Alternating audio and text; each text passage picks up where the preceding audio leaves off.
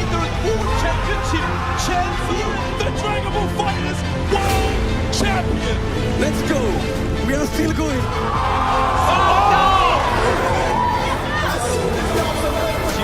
Sonic Fox, the reset them down.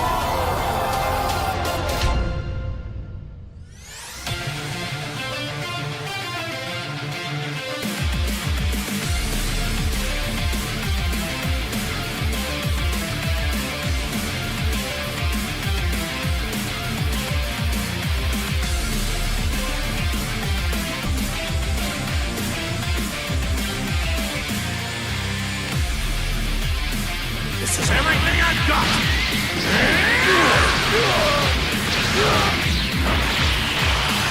You're finished!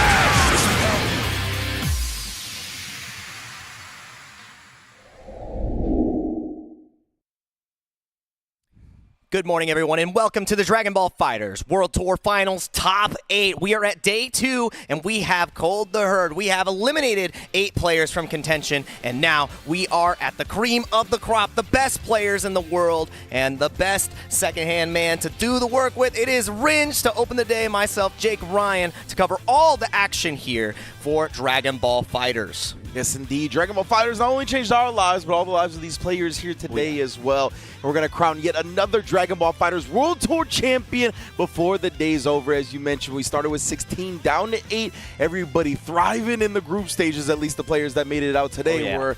And we're going to see who's actually going to take it all home with all kinds of beautiful players ready for the top 8.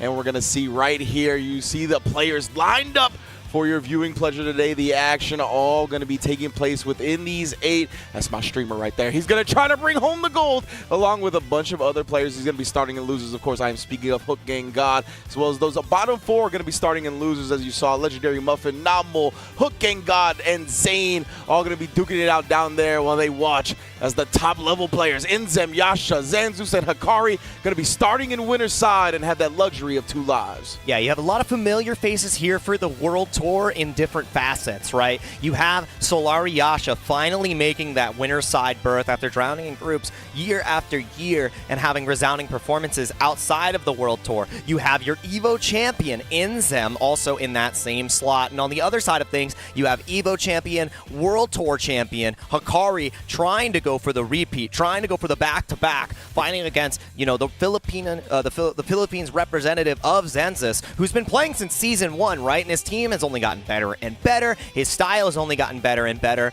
And he is playing characters that, you know, other regions outside the U.S. think are incredibly strong, but not well represented here. So the Cooler is going to be a big proponent to his success. And Hikari has really got his work cut out for him because, I mean, playing the Hikari team, earlier it's going to be called the Yasha team. It's a lot to work through, and like you said, losers is no slouch. And I want to really bring up the Cinderella story of you know, Zane versus HookGangGod, because the first time that Zane actually came out to the World Tour, it was his first offline ever. He ends up qualifying, makes it through the groups.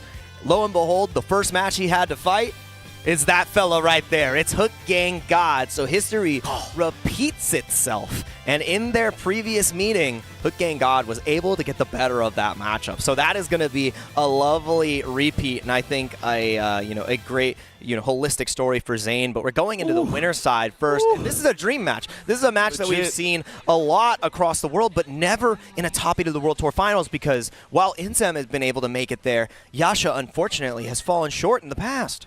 Yeah, absolutely right. I think for many, many years now, people believed Yasha would be one of the favorites to take home a World Tour Finals, at the very least make it into that top 8, right? But as we mentioned, he's fallen short in the group stage a couple of times. Just for whatever reason, the World Tour days have not been his days, but he's decided to fix that, or whatever happenstance happened. He has come about a conclusion that has got him here into top 8 winner's side. And as you said, Inzem on the other side has been very consistent, has been performing very well, whatever the stage may be. So I'm interested to see if Inzem continues his consistency, or if Yasha can really start digging deep and find his groove. He already did in the group stage. All he has to do now is carry it over to top 8. Yeah, and that's the thing, too, about Inzem's consistency. We saw him playing during the initial launch of Rollback during the beta, and then when it ultimately came out, and he didn't drop a tournament. He didn't lose a single event. And that's a huge testament, especially because, we had the worldwide events. We were trying to see, it's like, okay, how does EU to East Coast feel? Yeah. And Inzem wasn't dropping sets. He wasn't losing exhibition matches. He was carrying, like, his teams in that regard. And it's so hard to be that consistent, especially in the online environment. Yeah. And it's only made him better, right? And that's the year that he was able to also get that Evo win, taking down Hikari. And the only player who was able to really put a dent into Inzem that year was Zane. Yeah. So, and he overtook his boogeyman, right? Like, he took Combo Breaker clean, he took Evo clean, and I mean, now Yasha is coming up to bat because this is the Evo champ. You are striking at the king right now. He's done what your countrymen have been able to do. Shout outs to Wawa, but you fell short. So let's see what happens here, because this is going to be a marquee match. This is a dream match for the Dragon Ball FighterZ community, especially for the new school. Absolutely, and the fact that it's taking place in winners semis of Dragon Ball FighterZ World Tour Finals here for the 24-25 season, right? Winner of this gets guaranteed top 3 placing in the winners finals. So yeah, this is an all-important match right here. They both earned this with incredible performances in the group stages. I want to see if Yasha can put a scratch on the God right now, because as you mentioned, Inzem has not been looking touchable. He has been looking like he is by far the definitive best Dragon Ball FighterZ player. But of course, Yasha, I feel like, has held that title in the past, right? And a lot of people have considered him the best of the best. So really, it's just a clash, as you mentioned, a dream match of 2 players who at least one time, and maybe even right now for Inzem, are considered the best overall player in Dragon Ball FighterZ. Yeah, it's definitely a story of master of mix versus the master of their team. Really, who will be able to come out on top and make their style shine the most here. And you can see it's still rocking the cell mid. The C assist was nerfed a little bit, so it doesn't have that same type of invulnerability that it had before. So the defensive assist utility on the side of Yasha's team is still going to be ever present. You're still always dealing with the Banshee Blast, still always dealing with the 17 barrier. Yes, there's less time to hit confirm, but at the level that you see Yasha and the way that he places his Banshee Blast, you've got to be precarious. You've got to be cognizant of it at all times. Inzem is going to be on that same page, and we are going to be getting right into it. Let's see what the music choice for the day is, and it is UI Goku. We've got the shirts on, and they have realized we're going to the wasteland. We are starting our top 8 for the Dragon Ball FighterZ World Tour Finals. It is going to be Inzem versus Solari Yasha to start the day, to start the pace, to see who guarantees that top 3 and who puts themselves one step closer to the trophy. Let the intros rock. Vegeta, yell it out for me. Let me hear him talk real quick. Ooh, I love the smack talk for the Dragon Ball characters every time. And he's yapping to himself. Legitimately, right? Like, you're part Goku. Let him know the green and yellow. Okay. But yeah, I love the UI Goku song choice as well, because we have seen the trophy for this event is a beautiful UI Goku statue, so very fitting to kick this off. And again, Inzem on the left, Yasha on the right. Let's see who gets open up first. Yep, and immediately utilizing both assists. Had to get one for neutral, tried to get the 50-50 here, and now you see the stagger pressure start to come out, and Yasha sniffs the gap, understands exactly when it's his time to strike, and it's not a ton of damage, and it's all blue health for Inzem too, so he has a huge opportunity to get this all back. Uh-oh. The defense right there. Couldn't quite confirm off that one, but man, Yasha is just smothering Inzem right now. Every time Inzem thought he had a gap, every time he thought he had some breathing room, definitely got suffocated. Yep, and he's going to go down into the 17 here. He can end this in a level 1, and that is going to be a dead base Vegeta. He got sandwiched between the blue Gogeta and the Banshee Blast. It was really hard to determine where you needed to block there.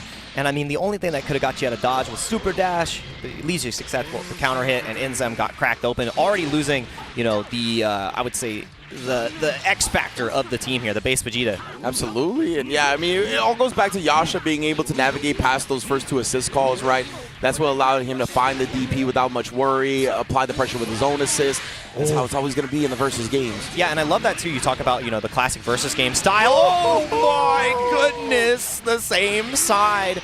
And it's that Yasha, as soon as he ran out of pressure, as soon as his string couldn't be substantiated by the assist, that Kara DR was ridiculous. He backed off, waited for the assist to come back, and lo and behold, now that the assists are back in check and he found the DR, he's going to get a kill on Cell here as well. Nice play, Mir to do so. Doesn't drop any combos. Yasha, what a clean start to game 1 here to winter semis. It's all about the assist control right now. I mean, Inzem, he got that first interaction, but he had nothing left in the tank to really hit Yasha. And Yasha is just winning neutral outright and then utilizing assist to catch Inzem off guard. And that super dash is so unfortunate for Inzem. The air-to-air doesn't work out. You're one touch away from death here because Yasha can optimize with Spark. Yeah, that was so good. Yasha wasn't afraid to call the assist to activate the 17 as long as his point was out of the battle, right out of the crossfire. That time, though, does get clipped, but not for much. Still looking quite strong. Inzem, he's got the sparking on deck. Didn't believe. Yeah, I found the opening, but didn't think Yasha was going to clip right there. But my goodness, an ankle breaker on that one. Beautiful bait out with the back dash and then the whip punish. Inzem. Yeah, I love the level that these players have gotten to as well, because typically you're not going to be thinking of Dragon Ball FighterZ as the whip punish game, but the backdash placements have been so good. Now 50-50 for your troubles. The same side takes out the big bro. The MVP is no longer a factor. Inzem is still in a very reasonable position to win this. Sparking can kill at least Yasha's Blue Gogeta in one hit, and then Vegito has that, you know, there's TOD potential here. The barrier call on the ground was so clutch, and that means that you're going to build up to that 7 bars. You're going to have level 1 into level 3 here, and it's just going to be Vegito versus 18. Wow, just like that, man. Inzem has brought himself back into the match. That was so sick, too. The dash-up barrier call. Yasha felt so confident. He saw the dash-up. He had the Banshee assist in the back as well. He was like, oh, it's my turn. Now when the barrier is 17, got 18's back. Yeah, and the startup of that is so incredibly good. Not even using the air version, which typically catches people off guard, but the stagger pressure into the H. He's going to go for the sparking. It's going to burn out so much of this sparking time on Inzem because of the lankiness of the combo. Dead. You can actually do level 1 into level 3 here because you already did the punch. You can't do the follow-up, but it's going to be enough. Yasha, what a resounding confirm. He realized that he could burn the rest of the sparking time, and even though you can't go for the level 4 after the air super, knew that he had it in the tank. Inzem was one touch away from doing that same situation. He literally one-tapped each character with 18 and just couldn't get the last one. The neutral was too difficult. 100%. That was a very important W for Yasha to conclude with, right? Because, like we said, he was in control of the entire match, and Inzem almost ran it back with the 18. That could have been a big demoralizer if he lost that one. So now he's going to be looking comfortable going into game 2, picking up right where he left off. Yeah, and we didn't get to see the Space Vegeta play last time, and it might be the same story here. The assists are going to be back up. He's not building the most bar, so it's going to be one more guess in the tank for the Space Vegeta. Indeed, he managed to scramble out for a second now. Yeah, the Android 17 was covering him. He wants the sparking. Doesn't want to lose that all-important base Vegeta like he did last time, but the DP still going to put a stop to any and all pressure that Inzem was trying to put on. Yeah, that back hitbox is so clutch, and now there's no sparking for Inzem. You're taking the level 3 mix-up again, and even if you block the first layer, you've got 2 assists of pressure to deal with, and the first layer was enough. It is going to be Inzem losing the base Vegeta, losing the sparking, losing the point war, and potentially 2 characters away from losing the set clean. Yeah, honestly, just not having the sparking anymore for that get-out-of-jail-free defensive card is going to be real tough for Inzem, right? Yasha has been so good at structuring his offense, calling his assists. He's waiting for the Banshee Blast to come back now. Ooh. It's so good. Full screen, but I love the moon jump in. Finds the neutral victory there against Yasha and is now going to create a terrible situation, but he's not able to get the full confirm. That would have been a level 3 50-50, and the 2H is going to be mad. He's in sparking. He can actually just build all the bar in the world, get another 50-50 after this knockdown, and you're guessing for Cell. Oh my goodness, yeah, Inzem, another key piece of the puzzle, might be getting deleted here in a moment. Oh, he blocks in time. I think he blocks in time. That should be safe jump. He's going to reflect.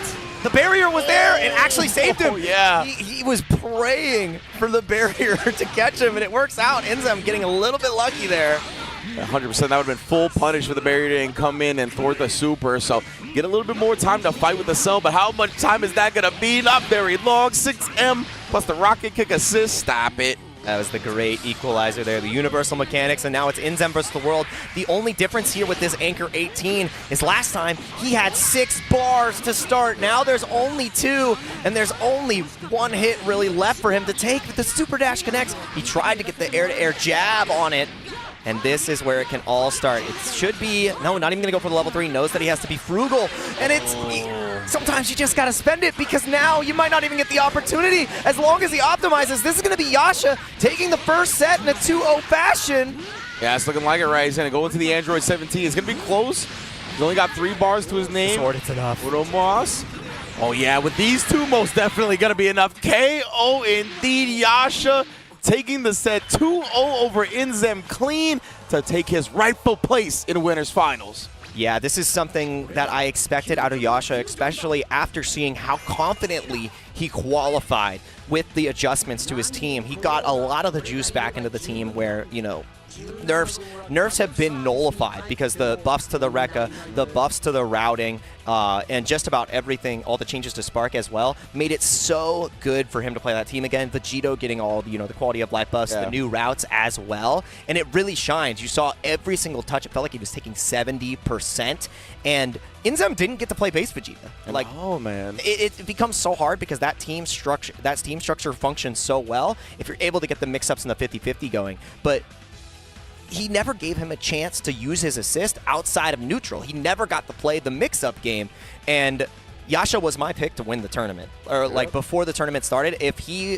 played to the level he did when he qualified, I don't see anybody that can touch him, probably outside of Hikari. And you saw that Inzem, with such a consistent year, looked lost. Yeah, straight up. Like you said, even at the beginning, right, Yasha was able to just really outduel him in the neutral and the assist. But let's take a look at the bracket before we keep going. It is going to be Yasha in the winners finals. And then on the other side, he is awaiting the winner of Xanxus and Hikari. And of course, Inzem dropping to that quarterfinal and loser's side to face the winner of HookGangGod and Zane. My goodness gracious indeed. We got some bangers on deck for all of y'all. And yeah, Yasha, what a display in winner semifinals, honestly. Just expert level versus gameplay when it comes to the Dragon Ball FighterZ. Oh, yeah. We're going to see if his opponent in winners finals can match him, and we're going to get a taste of that with Xanxus and Hikari coming up next. Of course, Xanxus, as you mentioned, king of the Philippines, repping Southeast Asia. And it's been super sick to see him come out and just show out. While Hikari on the other end, right, Evo champion, Dragon Ball FighterZ World Tour champion, has put the East Coast on his back for periods in Dragon Ball FighterZ, and he is looking to bring another title home to New York. Yeah, man, it's going to be an incredible match. And I mean, I've been watching Xanxus play as well as Hikari for years and years and years. The first time I actually ran into Xanxus was at the Japan qualifier, where we first saw Wawa really come and shine on the stage. And Xanxus was doing incredibly strong in pools. We had a couple players from the West Coast, and Xanxus was a surprise pick against, you know, a guy we know very well, Kuba. He took him down with the triple blue team at the time when it was like, those were low tiers. Those were not great characters. And seeing him continue to grow and adapt through the entire lifespan of Dragon Ball FighterZ has been incredible. To finally get to this stage, to exhibit his talent and really, you know, show up for his region, and you're fighting against a titan that is Hikari in that same vein as Inzem, consistently winning so many tournaments. That's an Evo champion against some of the best that Dragon Ball FighterZ has ever seen, and a World Tour champion. So you're trying to stop the guy from getting the second ring, from getting the second trophy. And this is your time to shine. You've already, you know, outdone yourself. You got to top 8 in an incredible way, beating, you know, previous World Tour qualifiers, previous favorites to go far in the tournament. And his style is so frustrating to fight, right? And I think if Hikari doesn't come in with appropriate countermeasures, he might just crumble, because Xanxus, his defensive playstyle and, you know, pure versus game understanding of how you can let your assist fight for you it's really hard to combat. Yeah, and the cooler, I think, is an expert at being an anti-meta character. Yes. Right? Like, he's super good at kind of blowing up what everybody likes to do in Dragon Ball FighterZ. Fill the screen with projectiles, try to set yourself up to let your assist do the heavy lifting. Cooler can blow through all of that, and I think he really disrupts people's rhythm and the way they like to structure their offense and gameplay. So because of that, I think that is something that really flourishes with time, which is why you see Xanxus really coming into his own now and being in this top 8 winner side, making it out in winners in that incredibly hard pool in Group B as well. So it's just super sick to see him and the way he's kind of evolved his game plan. And I mean, Hikari, this boy is the meta, right? That's the type of team he plays. He's all about that, the optimal stuff. He knows what's good in Dragon Ball FighterZ, and he's really good at implementing it. So it's really a battle of somebody who is great at the traditional style of the game and somebody who has trained in countering that specific optimal style. So it's going to be a great one, I assume. Absolutely, and you have to be aware constantly of the potential threat of the J2H cross-up, because two of these characters, I'm not certain on the 17 piece of this, but at least the blues are susceptible to that cursed cross-up. It's damn near unblockable, and I need to see that employed here. Xanxus versus Hikari, our second match of winners semifinals here. And now both players have already used their assists, right? We got a Dragon Rush tech, but Hikari is going to get his back. Oh, and that was such good timing, actually, from Hikari. Coming through with the forward advancing special, comboing the Banshee Blast as soon as he got it back to pick up the pit. Yeah, and you got to be so particular about the timing there. You're actually just going to lose Cooler here, potentially. He's just got to build that third bar. Active switch is going to be available. There's 1,000 ways to combo in the West. And right now, we're going to see the rest of this Cooler's life bar dissipate. That was a great confirm from Hikari, and it already eliminates that huge counter-neutral threat, the potential J2H pressure, and it was just unrelenting pressure from Hikari. He didn't even give him a second to think about going for a defensive spark, a second to try to DP out. There was no gap. Yeah, that was a really strong start from Hikari, and then just punching Xanxus in the mouth, had the 17 assists at his back, just in case some things went wrong, and yeah, Hikari right now steamrolling to start this match. See what the mix is going to be. He went with the empty jump to him that time. Tried to backdash and made something out, but instead another Dragon Rush off the tick jab. Yeah, and that is going to be another character down. The battery is on the screen, and the MVP 17 doesn't even have to go for a fancy combo. Just the S extension. Taking us down to just Super Saiyan Vegeta. That is 60 Dragon Ball seconds gone, and there's only one character left. We are speed running. We are blitzing Xanxus right now. I was going to say, yeah, you do not see the games go down this quickly. And then, again, just sniping out the Ki Blast. That was too clean. And the thing that's so important about that is you can't super dash in that position because Xanxus can cancel into the DP. The JS was the perfect answer. It leaves him protected and gives him the perfect in to punish SSJ. That's matchup knowledge 101 here for Hikari. Oh, and Hikari even covering his own whiff on the DP, trying to get back in his face through the Ki Blast. So clean from him. Oh, just waiting for a second. He's got the 17 assists at his back, right? That's why you see Xanxus. He doesn't even want to press back. He knows that assist is looming. It's a threat. The thing is, if you get touched here, you die. Man. Hikari is looking for the TOD off of anything. That's why Xanxus is so pensive. He's so reserved. He knows he's not allowed to take any of these hits. The 50-50 connects. I expect the spark from Hikari. And even though the assists have taken a little bit of damage here, Hikari wants to work on a perfect. He wants to get the fake perfect. He's not going to be able to kill just yet. But actually, all the special extensions, I'm lying to you. This might be enough. With the big damage from the level 1s from Gogeta and Vegito. It's going to be close, man. Android 17, the sword after. I think he's on a pixel. Yes, indeed. Man grab. Is it coming? No, he's trying to get the Banshee Blast. Oh, the hood perfect. Nullified. That's at least a moral victory, but Hikari has looked so dominant in this game 1. I mean, he's only got one more pixel to go. Good block of the 6M. And Xanxus with the heart of a champion right now. Blocking the 6M, taking the Dragon Rush. He's like, I might have the greatest comeback of Dragon Ball all time on my hands right now. If he's able to make this nope, never mind. Don't even start the narrative, Xanxus. That was a tall order, and you are understaffed in that position. So I'm sorry. We don't have the wages to finish that match. That is a clean victory from Hikari to really set the pace, and now Xanxus is the one who's going to need to adapt. The one thing about that, though, is Hikari didn't really get that much data from Xanxus, right? When you completely run over your opponent, you didn't really get to learn much about their offense. You didn't really get to feel out the rest of the game, and it can be detrimental. Like, you're happy that you completely eviscerated them, but it might hurt you in the long run here because now Xanxus is getting the pressure going, and that's going to be a massive pickup. Cooler finds a way to play, and that's Hikari immediately losing the point war. We might just see the opposite story for this game.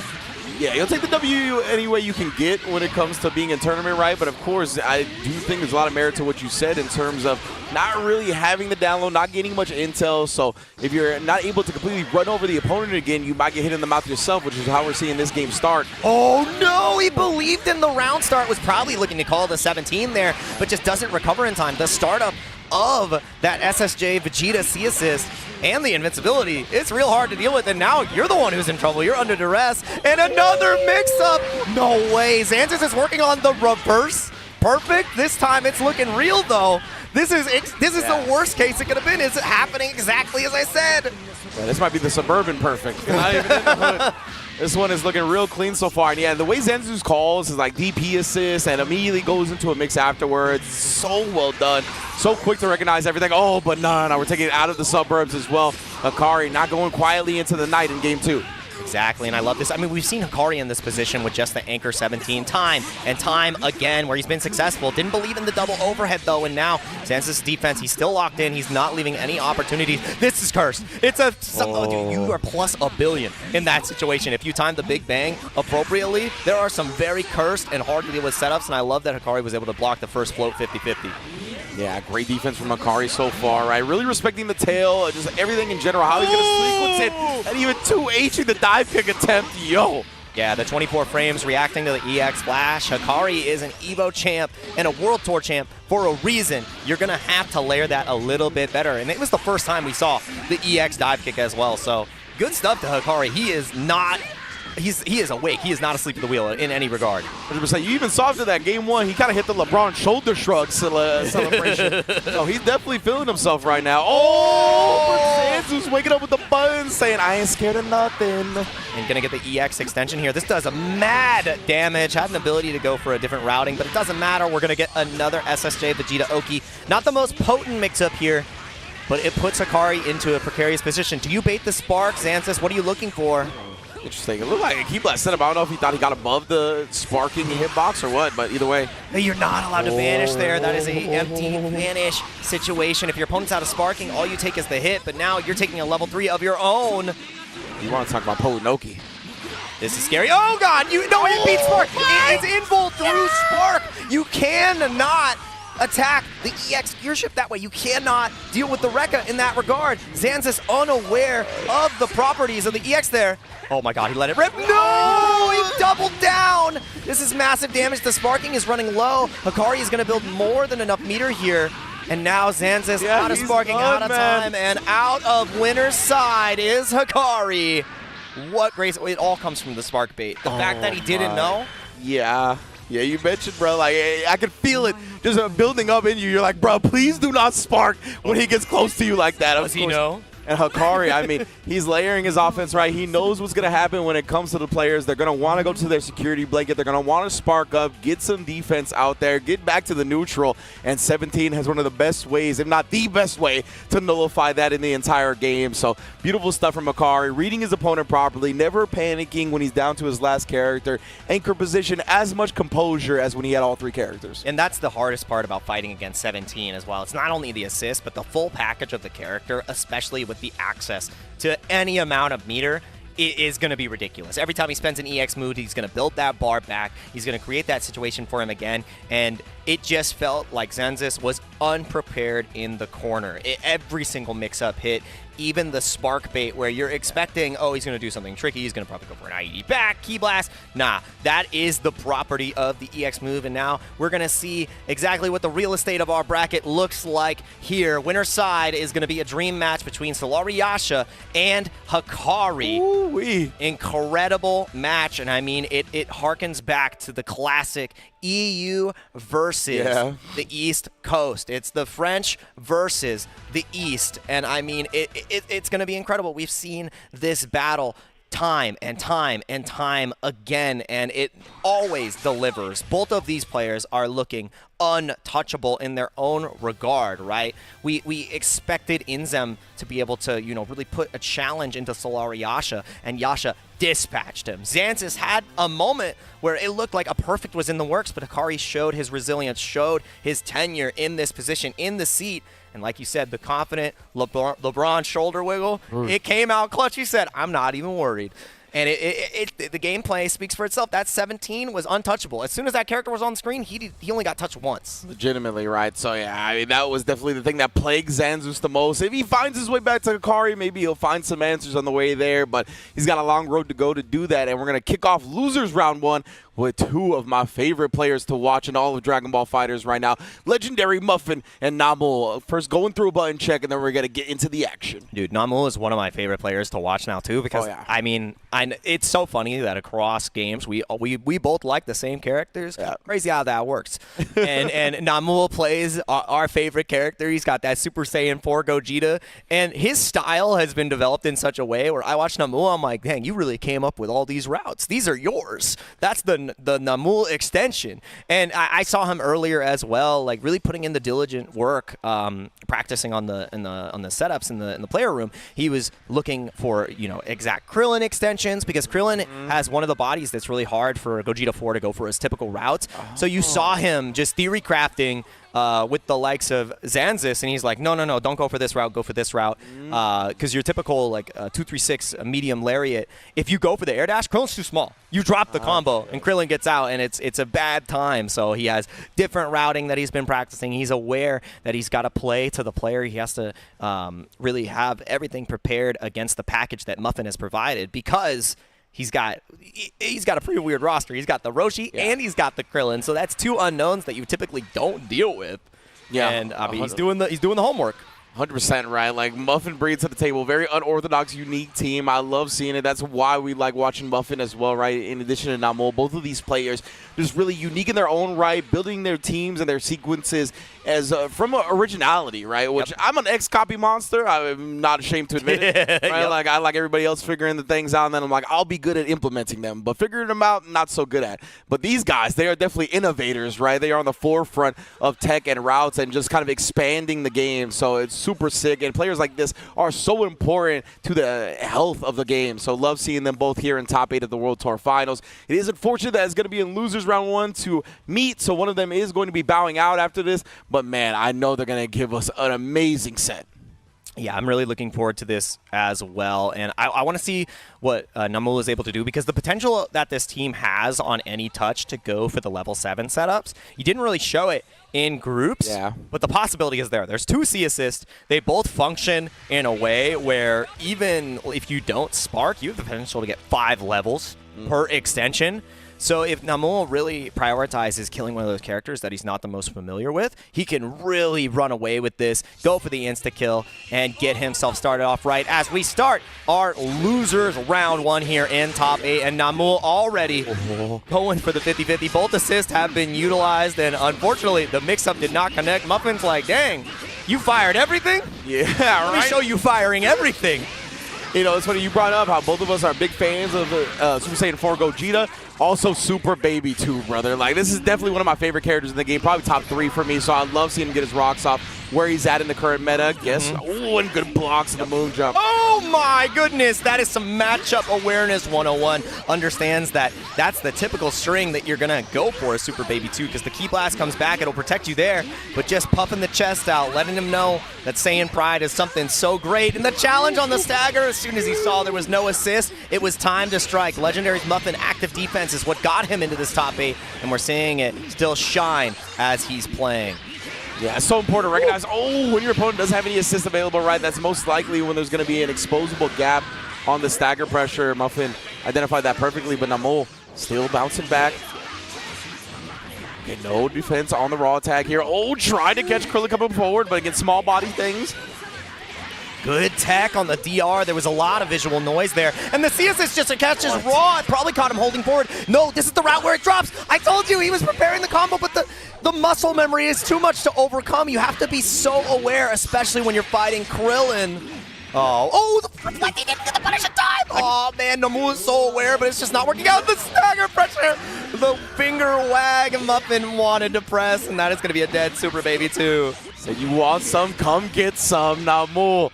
Yeah, he escaped him for a little bit there with the Krillin, right? As you mentioned, the muscle memory just kind of overtook in the moment, but it's fine. He still manages to take down one character, but he's definitely going to have to fix his routes here going forward with the Gogeta 4.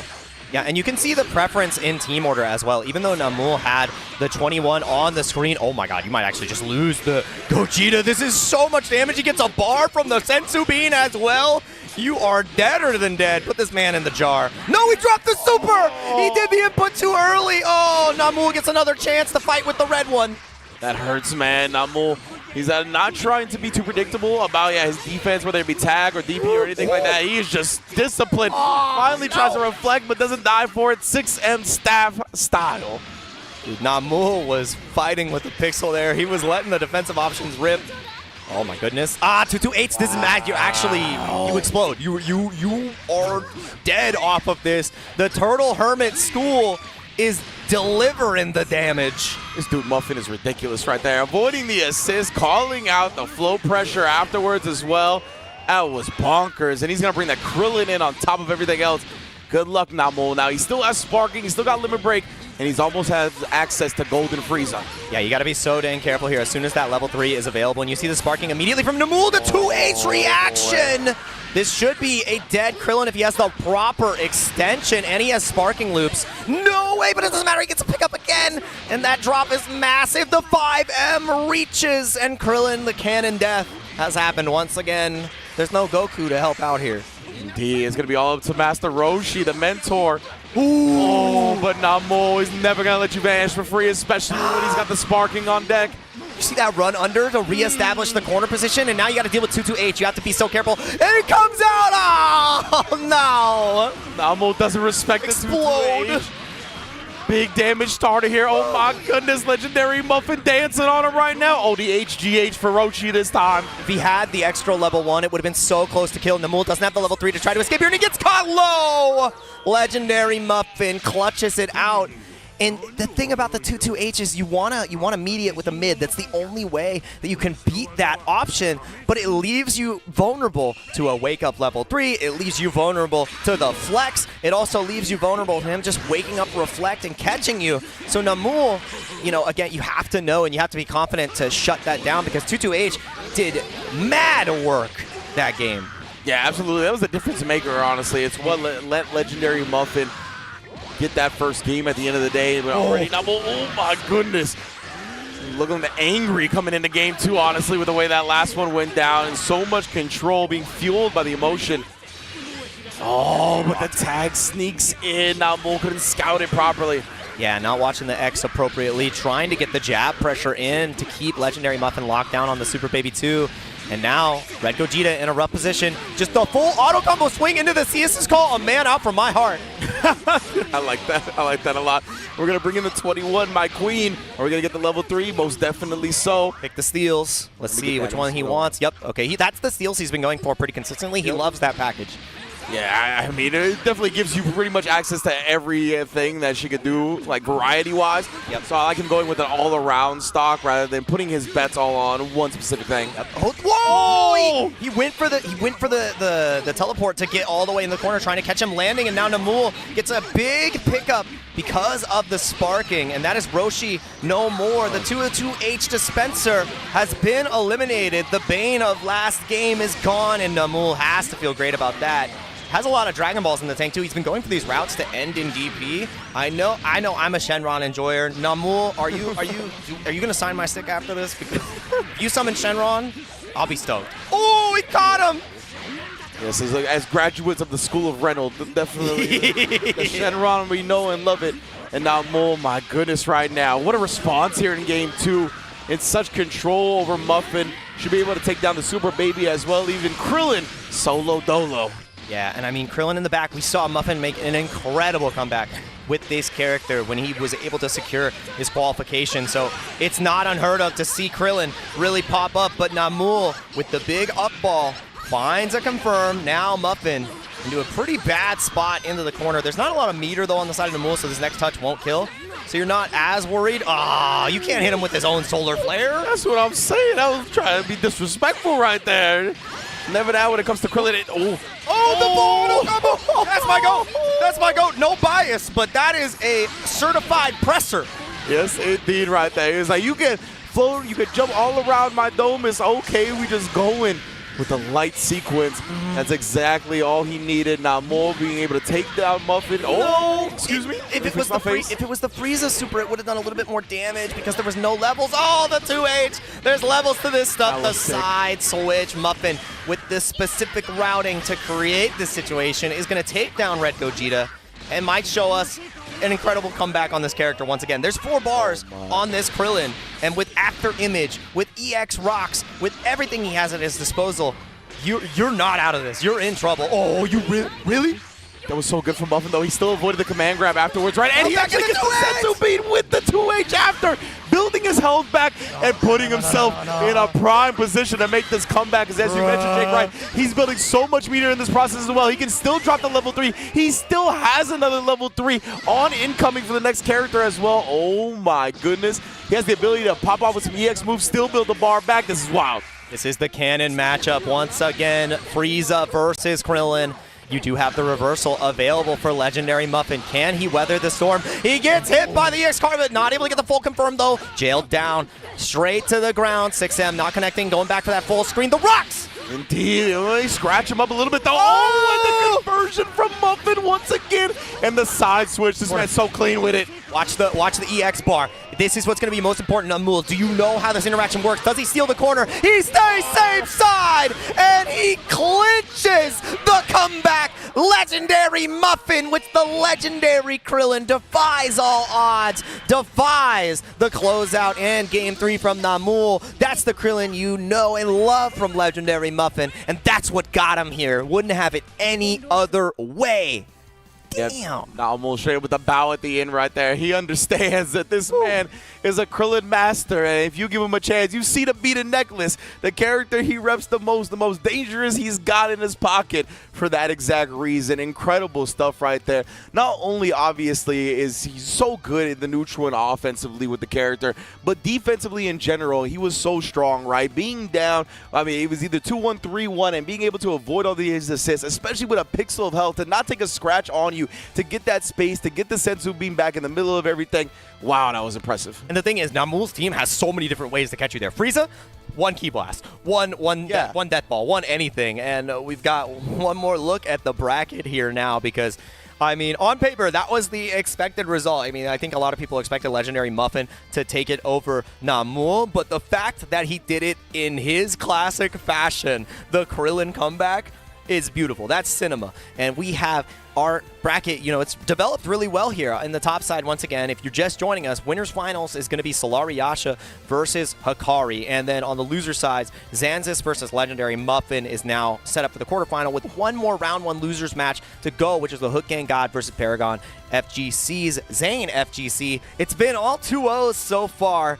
It's been all bangers so far. And if you want to have the best drip and the best clothes in the business so you can continue to enjoy these matches in style, you got to check out the Bandai official website here for all Dragon Ball Games Battle Hour merch. We've got the t-shirts, the hoodies, and the mouse pads available. It's only going to be available in North America until 4/14, so make sure that you scan the QR code or go to store.bandainamco.com to secure your products now. You don't want to miss out because they will be gone after 4/14. And I mean, we're not going to be gone anytime soon. We got some more matches to keep going, but I think we got to get some refreshments. Got to take a quick little breather, get our sensu beans. We got to go talk to Muffin, right? Yeah, most definitely want to hear from Muffin after that one. So we'll be back with the conclusion of Top 8. Don't go anywhere.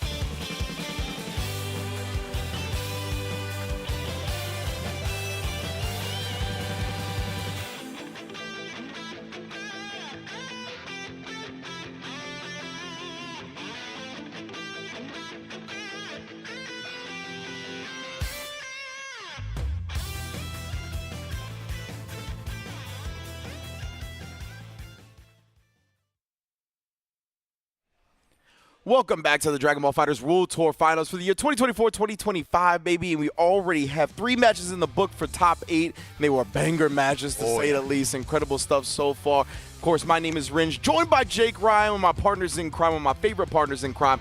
And it's been a great day of Dragon Ball FighterZ already, and we're just through a few matches. We still have round 1 of losers to complete. It's going to be a great one next up to close that out. It's going to be Zane versus HookGangGod. And this is the one that I have been looking for. It is a rematch from Zane's inaugural performance at the World Tour qualifiers before he made it to the finals. It was his first ever tournament, and he made it all the way through the group stage, having a legendary performance against legendary Pred. Shoutouts to you, Pred.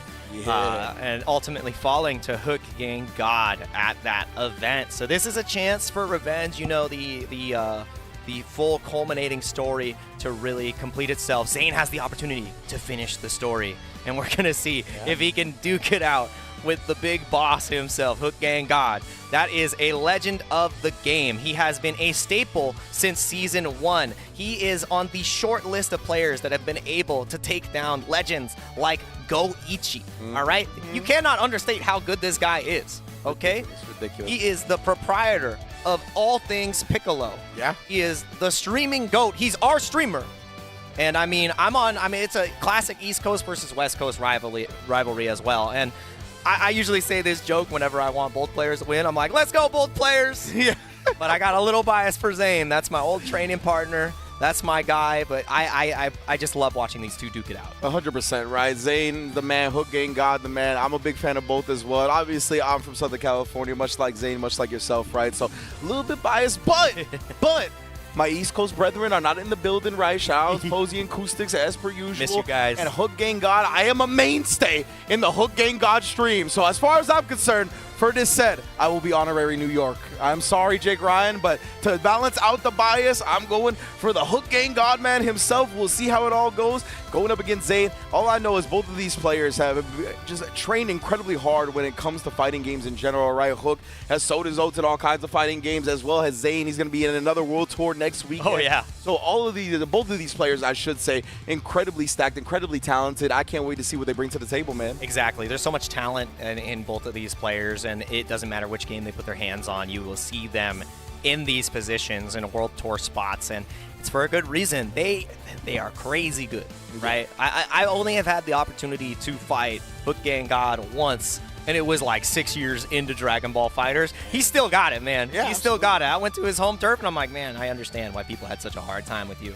Dude, so I think the first time I ever got to play him was like one of the 24-hour combo breaker rooms. Yeah. It was like one of the first years of Dragon Ball FighterZ, though. It was like prime HookGangGod. I remember that year. I remember. Yeah. And I was like, oh, he's for real.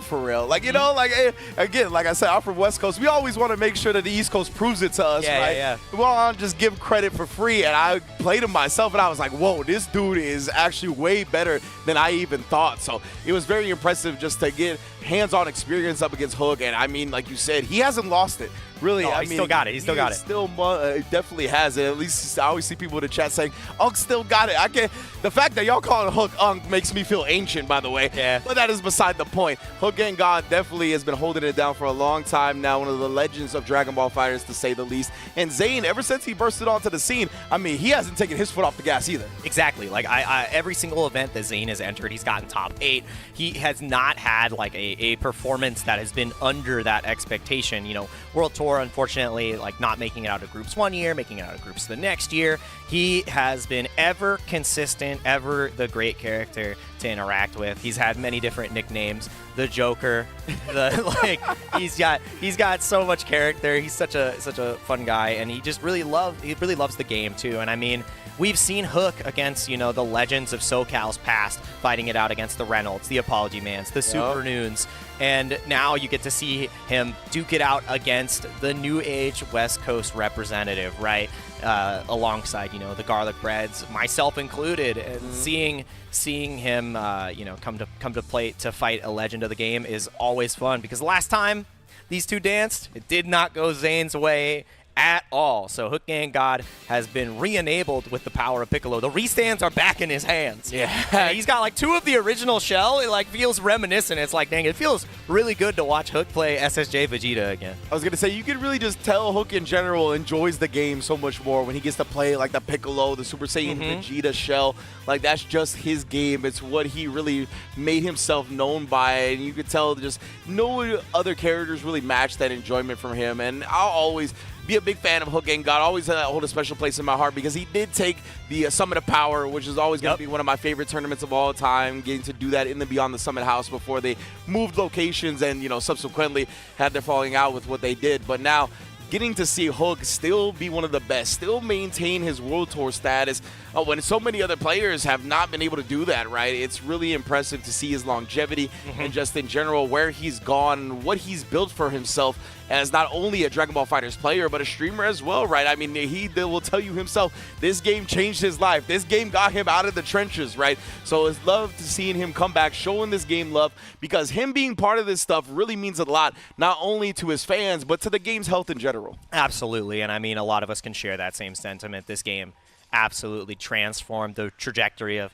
a lot of people's lives, mine and yours included, and it's really a blessing to be here, and we see that for both players. It's been a key role in their story in the FGC. Dragon Ball FighterZ has been the pivotal point, the key point to the start of a great story for these guys. And I mean, I wouldn't have it happen any other way. Actually, I think one other way I would have it happen, in winners, so we get to see both of them play a little bit more. Because one of them, unfortunately, is going to go out in 7th place today. It is going to be Paragon Zane versus HookGangGod to determine who moves on to fight Inzem, which is also going to be another banger match because that the boogeyman of Inzem for the longest time was Paragon Zane, and it finally came down where now Inzem has the better of it, and HookGangGod, I don't know. I mean, Inzem and them, they have got a pretty, you know, storied head-to-head, so I want to see exactly what they're able to do. But that's going to be the next match for these guys. We got to focus on the present, not the future, because the future is now old man Zane trying to show if the new age West Coast can take down the East Coast legend that is HookGangGod. God, Vegeta looks so cool.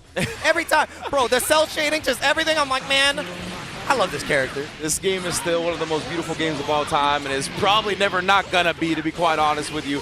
HookGangGod already, man, Super Saiyan Vegeta. These combos are so sick, too, with the machine gun key blast. Bringing him to the ground, juggle him every which way, active switch as well. Give me that. Ooh! Couldn't quite complete the combo off the cross-up and gets clipped by the Zamasu. And the thing is, if Hook was able to complete that combo, that was a dead Goku Black. He was no longer long for this world now. You get Zane, he's going to look for the strategy. Every single knockdown is going to be a goal to set up the six-pack, which gives him that mix-up right afterwards. But Hook opting to spark, doesn't want to take any more of this. We get to see the tried and true Hell Zone special. Another restand and a spark forced. That's what's so good about Hook's game plan right now, is that every single time he puts you into that situation, he is forcing the spark or defensive optionality of you, but Zane finding a way out, getting the DP to escape, but not getting a full confirm there. Really awkward, and the best character on his squad is about to fall. Beerus, the key to his success, it's going to be gone, and that's going to be so hard for Zane to make this comeback now. Yeah, it looked like Zane got caught just trying to move out while still in blocks under the assist, whether he's holding up or whatever it may have been. And HookGangGod going to take full advantage of that. Double beam dream. Let's get it. And that's the full charge special beam cannon, too. That's the synergy from Super Baby 2. My man's part Vegeta. He knows exactly what Piccolo needs. Oh, man, nice tech, but the orb is still there. Exactly. It prevented Zane from really being able to take his turn after the tech rocket kick. Sending him straight to the ground. You best believe I'm going to pick that up before he gets there. And the thing is, it's like HookGangGod was so proficient utilizing that in the past, and they only made it better. Like, that's the hardest part. They're like, ooh, I can confirm on this now? It doesn't cost a vanish? This feels great. Zane, his own took it. The Hell Zone idea. Yeah, he just ends up getting hit by it. Not sure what Hook was looking for. But man, he's going to pay dearly for that one. Level 1 into the level 3. He's still alive, obviously, but not in a healthy position for the Vegeta. Yeah, you got to be so careful here. You have the EX teleport into the high or potential cross-up, jumps the command grab, but the super dash afterwards, the fact that you can super dash cancel your command grab now, means Goku Black is eating and equalizing the characters here. Even though the Beerus is gone, these other two characters aren't a slouch, and he calls his own C assist against him. He goes for it again. the thing that's so scary about that C assist is it doesn't come out until you really Hook lands, but that 2H of a god represented. Even with all those C assist calls from the Super Baby 2, we just see Zane able to 2H through it, but nonetheless, HookGangGod continue with that strat, just trying to cover himself. Even sprinkling on the Piccolo in that last sequence, finds the hit, and you already know who's gonna handle business from here. Ooh, that was such a good block on the restand, but the guard cancel advantage. Poorly timed. Zane trying to find an out, spends the resources and spends Goku Black's life bar for the mistake, and now Zane left on just the Zamasu. It's gonna be hard for Piccolo to really play this neutral, but he immediately wins the C assist. If it was able to connect, Zane would have been in trouble, but now it's up to fight the sword normals. Oh no! So clean, man. That's one of the things. HookGangGod will forever be one of the best players at that post-Super Dash Mind game.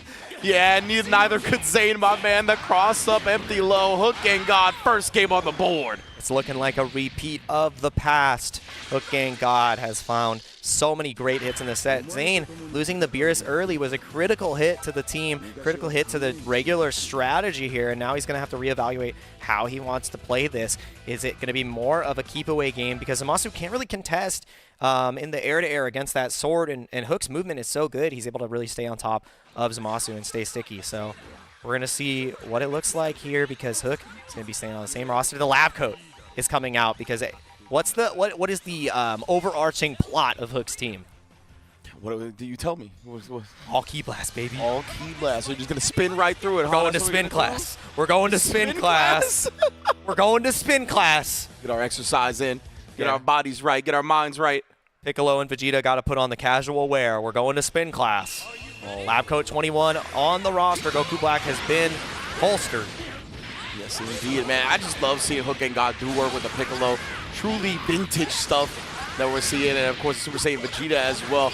Always been one of his primary characters. Yo, the combos on Vegeta in this patch look so sick. It's straight out of the anime. Good old reliable. Yeah. Nah, Demon Elbow, minus frames, be damned. And that one only hits good players. He hit him twice with the EX Demon Elbow. And the Spin Doctor, bruh, she might be going down already. Yeah, I think she's actually going to fall here, because you have the Dragon Rush extension, double level 1. Oh my goodness. Big bang. A blast from the past, and that is the future. That is Lab Coat 21 no longer being a factor because of that meter penalty too. She only built like a bar and a half. That's gotta feel terrible. The round starts super dash. No, these confirms are just not on deck for Zane right now. Yeah, he a little bit lost in the sauce perhaps. Now forced to block out of the end of that one. Tried to anti-air the follow-up, but Hook instead just key blasted him down. So smart. Yeah, already prepared, knows how potent that 2H is, just because it eliminates and nullifies the power of assist, but it just comes out again. The 2H of a god. Not going to condition Zane to just completely abandon it, especially from a situation like that. Very smart. Oh, happy birthday! No spark though, he had an opportunity to take out both characters, but he didn't recognize the situation. It was the signature shell as well as Vegeta and Piccolo. Zane picking that one up though. Never gonna let a whiff go unpunished. Set up the 6-pack. No, he's just gonna go for the level 3 here. Wants the damage, wants to potentially force out a sparking from HookGangGod. There it is. And he baits the sparking! The 6-pack pressure is just too much. Exactly what he was looking for right there, but not confident that he could blow through the rest of the regen. So he gave HookGangGod another chance, and Super Saiyan Vegeta to be able to set up the attack to Super Baby because of that. The fact that his game plan, he's like, oh, I can 6H with Super Baby 2, or I can consecutive energy blast to get the same setup, and he finds the restand afterwards. HookGangGod is able to establish the game plan so consistently with this team. Man, he is stepping on his head with those Tree Bark 14. Shout out to IFC Yipes. I don't think I ever forgot that one. It's an exclusive release. You can't buy them anymore. Oh my god. Oh, he caught the sword normal. He tried to beat out the empty vanish, but it was a little bit too slow on the trigger. Missing the dive again. Very rare mistakes from Zane, and it's given Hook so many opportunities to slash back.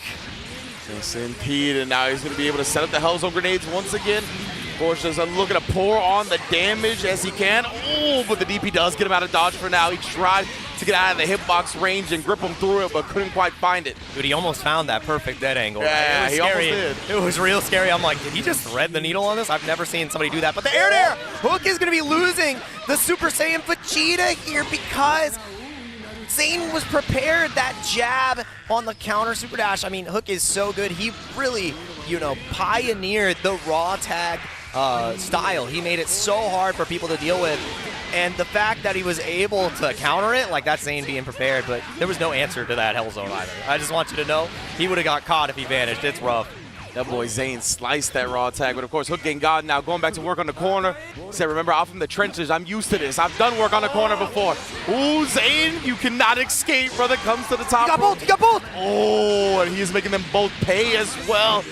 Zamasu barely alive. Beerus bleeding as well. Beerus barely alive. Zamasu's got some health to him, and he's got a Dragon Rush to hopefully alleviate some of this pressure that HookGangGod has been put on him. Yeah, and he's just going to go for the Hell Zone of his own. Knows that he can't really tag into the Beerus here, and he gets the pickup. HookGangGod didn't want to block. He tried to jump out of the situation. The level 3 Purple City Bird Gang. Yes, indeed. Shout out to Ringe for that one. Oh, that's you. That's me. Purple City Bird Gang is me, best believe. Ooh, HookGangGod now. On the limit break, though.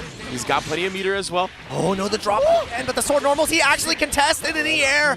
And this is a hard matchup for Hook. Like, how do you fight against the Zamasu? And the survey says you do not. It is going to take us to a Game 3, the first non-2-0 we are going to be seeing today. Oh, man, of course it's between these two as well. Two of our favorites here, our personal biased favorites. Going to be bringing it to a Game 3. Zane and HookGangGod both looking at an elite level.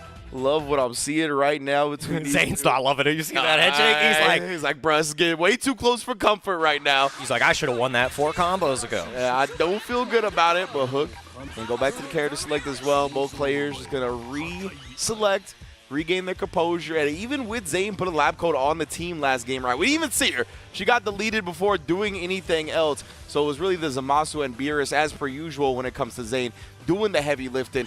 See if HookGangGod can continue to vanquish the point character and go about his life that way. Yeah, she hit the I'm doing my part by offering 1 1/4 bar to the other characters. That's like 2 EX orbs. Is that enough? I mean, in that set, it ended up working out, but we need to see Labcoat do a lot more work. Not a single spin was represented. He just got smothered on the character. So let's see what Zane can do to adjust. In the immediate super dash, he's just willing to commit it all, going back to that well, testing HookGangGod. He's like, until you show me a DP punish, I'm gonna super dash you. I don't care if you can cancel.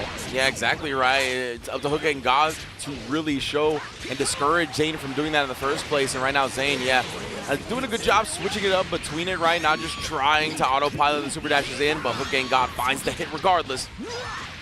Absolutely. Now stuck into the corner, no assist, and the spin comes out. If you're not meeting me on the ground, I am rotating. Get rotated, baby.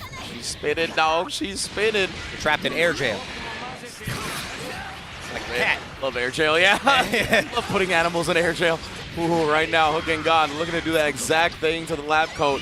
Let's see, get that knockdown going, and what's the follow-up gonna be? Yikes. The scaling was going to be there enough too. Had the Piccolo orb assist in the back, there was definitely a kill to be had. Just a lot. Oh, and there it is, the spin. Like I said, no anti-air. Zane not actually ready for that raw tag. You saw him snipe one earlier. A little bit surprising. Maybe just frustrated in the moment. Oh, there is the DP cancel that Jake Ryan called for. HookGangGod wide open. And that's where the super dash becomes that much harder to represent, because now you're not allowed to do that without reservation. You know that the DP is present. That's what made Hook so strong in Season 1. His consistency at the air-to-air DPs was incredible. You weren't allowed to super dash this guy, and now you're not allowed to play lab coat once again. Get that character off the screen. She built 2 bars this time. And all those key blasts, I mean, HookGangGod constantly filling the screen. It's so difficult to chase him down, right? Oh, he does rocket kick, then he moon jumps to the other side of the screen. As you try to chase him down after that, he's hitting you with key blast, calling the assist behind. They're just so good at constantly making you deal with something in neutral. And I love this, level 1 into level 1, getting back into the smothering neutral that he's been able to provide with the Super Saiyan Vegeta. He can't really super dash again because now Hook is looking for those DPs, and he doesn't get it in time. He caught the startup. That was incredible. Zane just going back to low. He's like, I don't care. Punish it every time. Oh, empty jump after the float cancel. The flight has departed, and so has Vegeta. You're going to need a new Prince of Saiyan. Super Baby 2 is back on the menu, and Zane is back in this match. That was so clean, man. Zane making sure he brings HookGangGod to the ground himself. Hits him with a mix-up as he drops down. Beautiful. And this matchup is actually kind of hard for Beerus, right? He has to be able to find a way to time. He did double DP! It's so hard to punish, bro! Nah, Zane, you're a criminal. You are a frame bandit. And the cat is out of the bag. HookGangGod has now lost the Super Baby 2, and what looked like such a convincing lead for Hook is now a desperate situation. It's Big Green versus the universally known shell that Zane has been operating with year after year. This is signature stuff on both sides right now. And a Hook just snatching him through every orb to get his party started. Brother, how are we going to conclude this one, though? Dude, I can't believe he just scruffed the cat. He grabbed the neck. He said, You've been up to no good. The spark comes out, though, and now you got to deal with Beerus sparked up. 6-pack is enabled, but he doesn't get the 5H in time. The raw super dash connects, and it's Zane just trying to set up shop, trying to set up the game plan. Double orb. The level 3, does he jump? He doesn't! Okay, HookGangGod, that's all right, though. He's going to be able to survive this one. That's going to be all blue health. Try to bait it. Try to catch the spark, and now he's going to get all the blue health back, like you said, but the low connects. It's going to burn out so much sparking time, but that health is trying to crawl back, bro. Baby steps. Yeah, it's doing its best right now. Obviously, Zane getting real damage and real life in on him now. Oh, but he dropped the confirm. Yes, indeed. He couldn't quite close that one out. HookGangGod scrambling for another chance. He's still got plenty of sparking time as well, as it was level 3 sparking. But right now, Zane, I mean, Xanxus so good at running away, evading. Uh-oh. Jailed down, but he catches the super dash. Tried to jab it, too. Yeah, he didn't get the full jail down, which gave Zane just a moment of relief, a moment to find that jab punish, and he just had this really awkward angle against Piccolo where he doesn't have that upward reach, and now all he has to do is run away. There's only 85 seconds on the clock, and with that slash, Zane should be able to close it out convincingly at the end, and it's Beerus to save the day. Paragon ZaneFGC continues on. Losers top 8.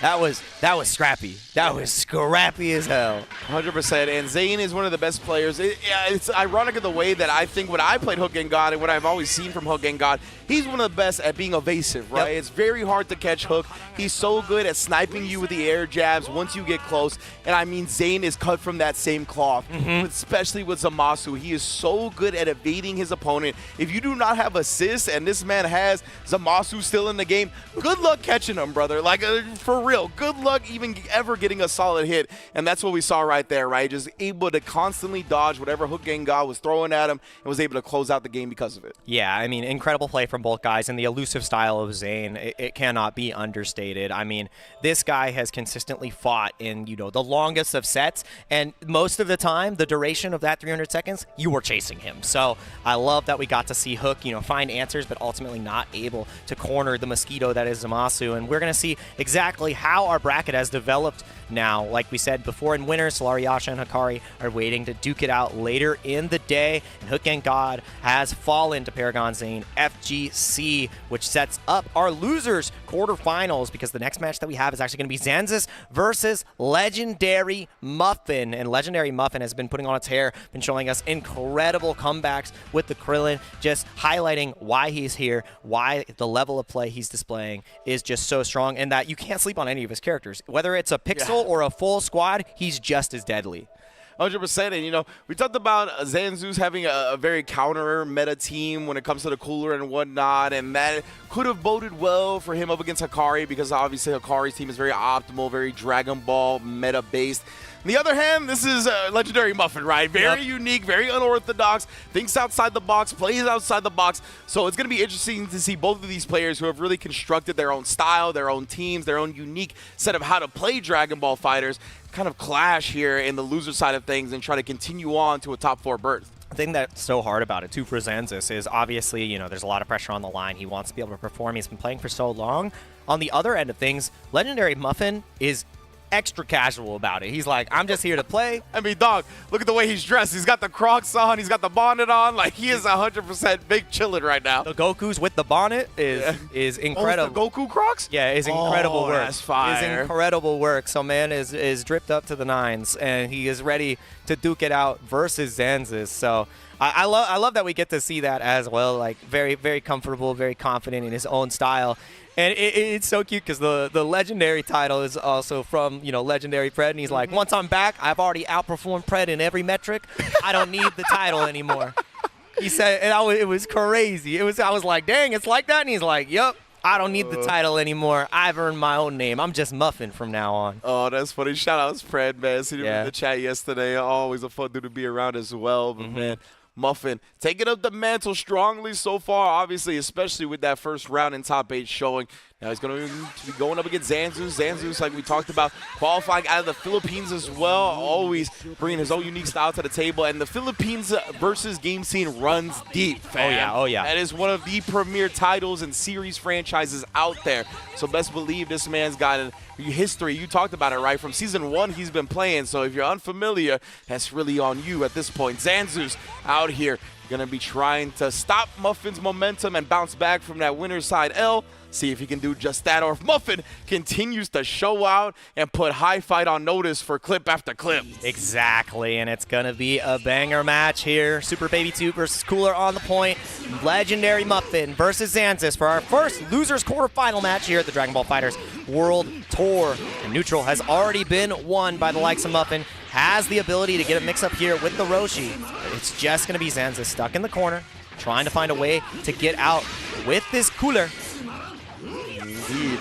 We'll see, obviously, Cooler going to have a way to just go through everything, but that's why Muffin is not just resting on his laurels, right? You can see him constantly switching up, put out the one key blast and made him block. That's one of the key blasts that pulls you out of the corner, too, so it could potentially have been a cross-up, but he keeps his same side. Legendary Muffin. Oh, my, the Purple Rain. I love this character. I mean, he is the Prince of all Saiyans. He is the Prince. The Revenge Death Ball going to create a left-right float situation. Forces the sparking. Completely agree. You do not want to give your opponent the opportunity to take down this Cooler, especially when you have the potential to explode them in this regard. The team synergy cannot be understated, by the way. Rekka. Oh, my big bang blast. Going to be putting level 3 on him as well. 50-50. Oh, God! You see the flash, and you think a command grab's coming, so you crouch, and you're not even thinking about taking a DR, and you're not thinking about Super Baby 2. He's never seen this version of Vegeta. Yeah. Like, you got blue hair? What the hell is going on here? And yeah, I mean, had to fix his face real quick, already in the grave. Okay, nice. Oh, he waited. I love that from Xanxus. The patience to deal correctly with the 2-2H, but not able to really chuck those Ki Blast against the reverse Kame. Roshi having that Ki Blast and vulnerability. It's pretty much his super dash. Really hard to deal with. Oh, with the flip back. Happy birthday. He has the sparking. Do you have these routes? You don't even need the sparking. I want to see what you have prepared. Keeps them together. The Mafuba. And that's going to be the Cooler falling. Is it enough to kill Blue Vegeta as well? No, but you get a mix-up. And it's after image. It's one more touch, and it's the stagger. Yeah, I'm committing to the smash attack after the Ki Blast. Just catching Xanxus' Blue Vegeta. And just like that, once again, Muffin looking clean, baking his opponent up. It's like, I didn't lose the point war. You lost the war. Straight up. Gonna take 2 characters down in an instant. Now, Xanxus, I mean, he's stacked with the meter, right? So if he can find a hit, he's got the limit break buff as well. Oh my God, whoa. Trying to avoid being punished while falling with the Ki Blast. But Muffin finds the hit anyway, the small body, not sticking his hand in that DP blender.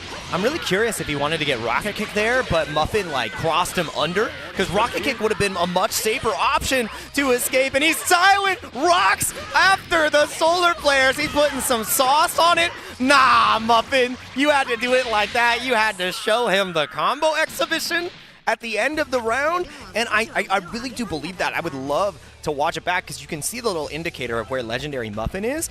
Xanxus going for the DP there. The only thing it would beat is an air-to-air. I think you're right. I think it was supposed to be Rocket Kick, and he got his inputs mixed up via, you know, dashing underneath him on the ground. It's brutal, too, because, like, your opponent can cross you under, and you're like, please. Yeah, exactly. Please, don't autocorrect. I'm trying to go over there. Can only control so much from this space.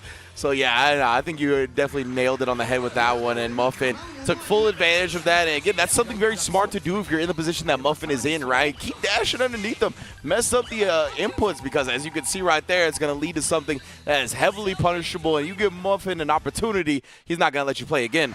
Yeah, and I mean, Legendary Muffin had routing expertise there, too. Like, the fact that he has his non-sparking Roshi Happy Birthday confirms already on deck and knew exactly what was needed to close out there while saving the resource was great. It allowed him to go for the style combo. It wasn't even, like, needed as a defensive tool. He's like, now I get to do cool stuff. Reminiscent of garlic bread, honestly. Like, that's the same type of style. It's like, I want to hit you with stuff that makes you feel bad. That looks cool. Yeah, the Krillin players, they're sick in the head. They're built different. In the best way. Yeah, you guys, the trio of Garlic, Reynolds, and Muffin all have a similar style. They want to hurt you in game mentally. 100%, man. Nice. And Xanxus, though, let's go with the standard stuff right there. A couple of ticks into the Dragon Rush. You already know what it is. Full extension here means that Super Baby 2 is done for again. Even though Muffin lost his point war before, it didn't matter last time. He was able to get that happy birthday and kill, but Xanxus looks in control. He set the pace, but Muffin has reset expectations once already. Yes, indeed. Olga block on the cross-up attempt. Oh, no! Out. Yeah, dude, and you have a million years to confirm that Big Bang attack. You just see him soar up and down. You're like, that's pretty neat. Just flexing on him on the way up. Hold it for a second. Oh! No way! He evaded the first hit, and he clashed with the armor, but understood that the Ki Blast could beat the flex, and that is Roshi no longer being a factor. That's 2 characters down, and Muffin has the chance to do the most hilarious thing.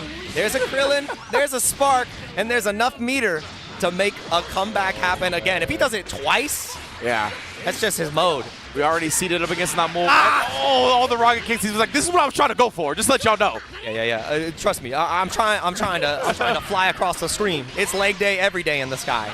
100%, man. And Muffin, we saw it against Namul. This is what he's known for. But the defensive assist right there, DP and straight through anytime it staggers. Yeah, and that's what gave him so many hits on the remainder of his group yesterday. It was those defensive assist calls, but now you're going to be dealing with every EX after image. He's going to build Mad Bar every single time. I think he can throw 3 discs and go into the level 3 here. It might be enough to kill. Bing, bing, bing. Pizza time. Ooh, he's going to be close, right? Yeah. The scaling is kind of nuts. Let's see if it's enough, and it isn't. Oh, he needed 1 more pizza.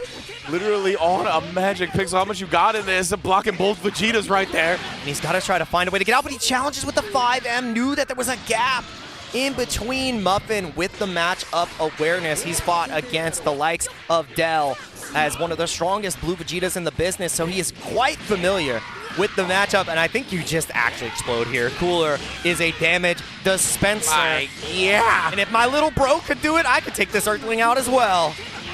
Yeah, bro, the smash starter just gives Muffin no hope of surviving.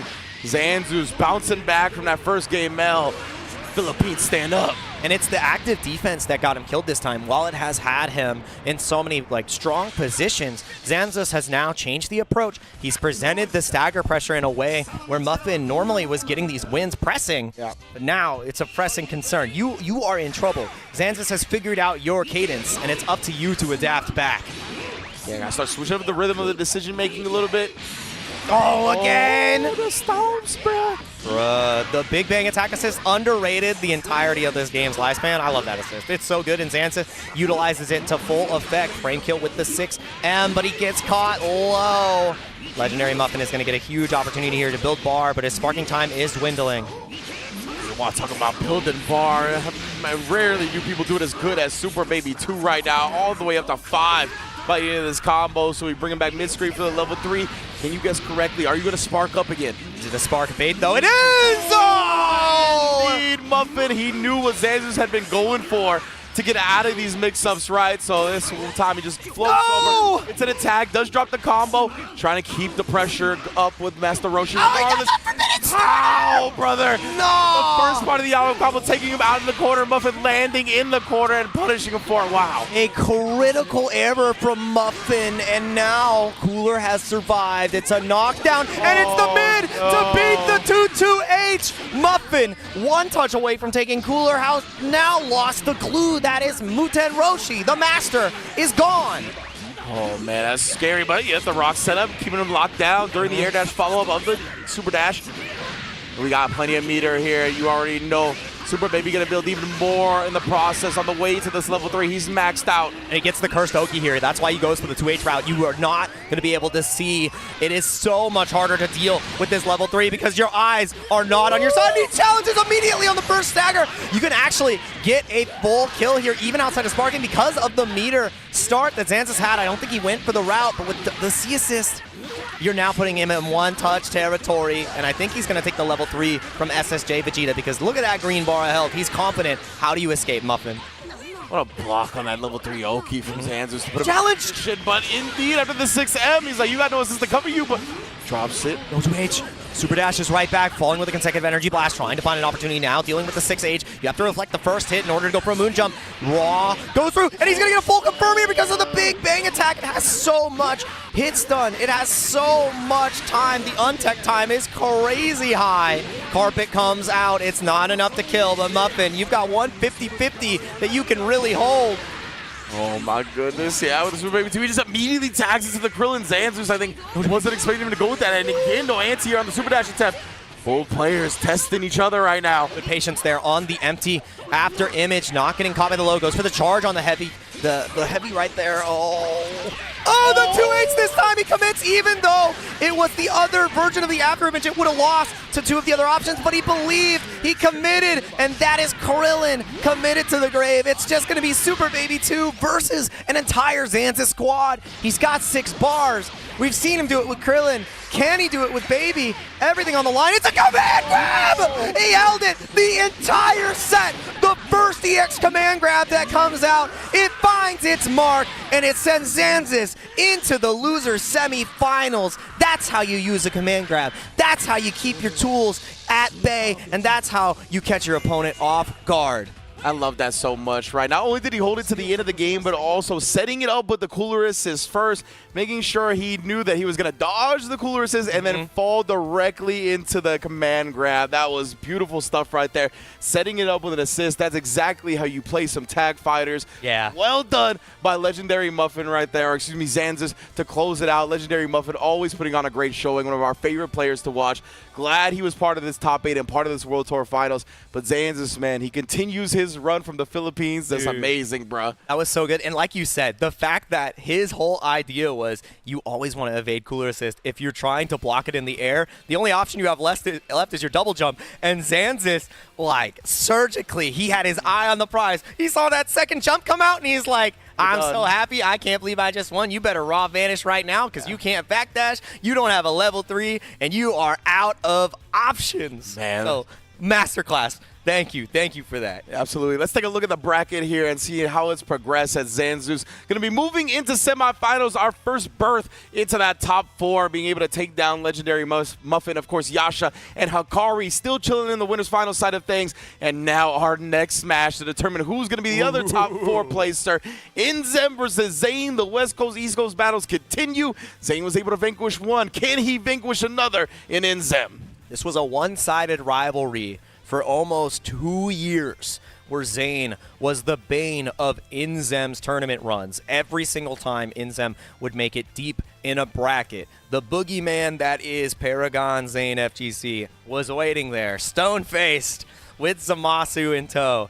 And eventually, Inzem was able to overcome the odds, figure out the counter strategy, and lock Zane down. He was able to deter the Beerus, able to deter the likes of Zamasu, whether it be with the Ki Blast peppering of the base Vegeta, whether it be from the Cell C assist timings, or the ability to just force 50-50 knockdowns with the 18. He found a comprehensive strategy to shut down Zane, and now it's his opportunity to really put the nail in the coffin, I think, to really, you know, put the take the bookmark out of the book and close it for good. He's like, I'm finishing this story, I'm finishing this rivalry, and I'm reminding you that I've overcome you. So it's up to Zane to come back, because in their last couple of meetings, it has not been close. Yeah, man. Inzem, he's exercising his demons, right? He's very close to completely vanquishing him back to hell itself if he can get this dub over Zane. But, of course, Zane looking to keep on going, take his own placing as far as he possibly can, make sure that Inzem relives the trauma of games past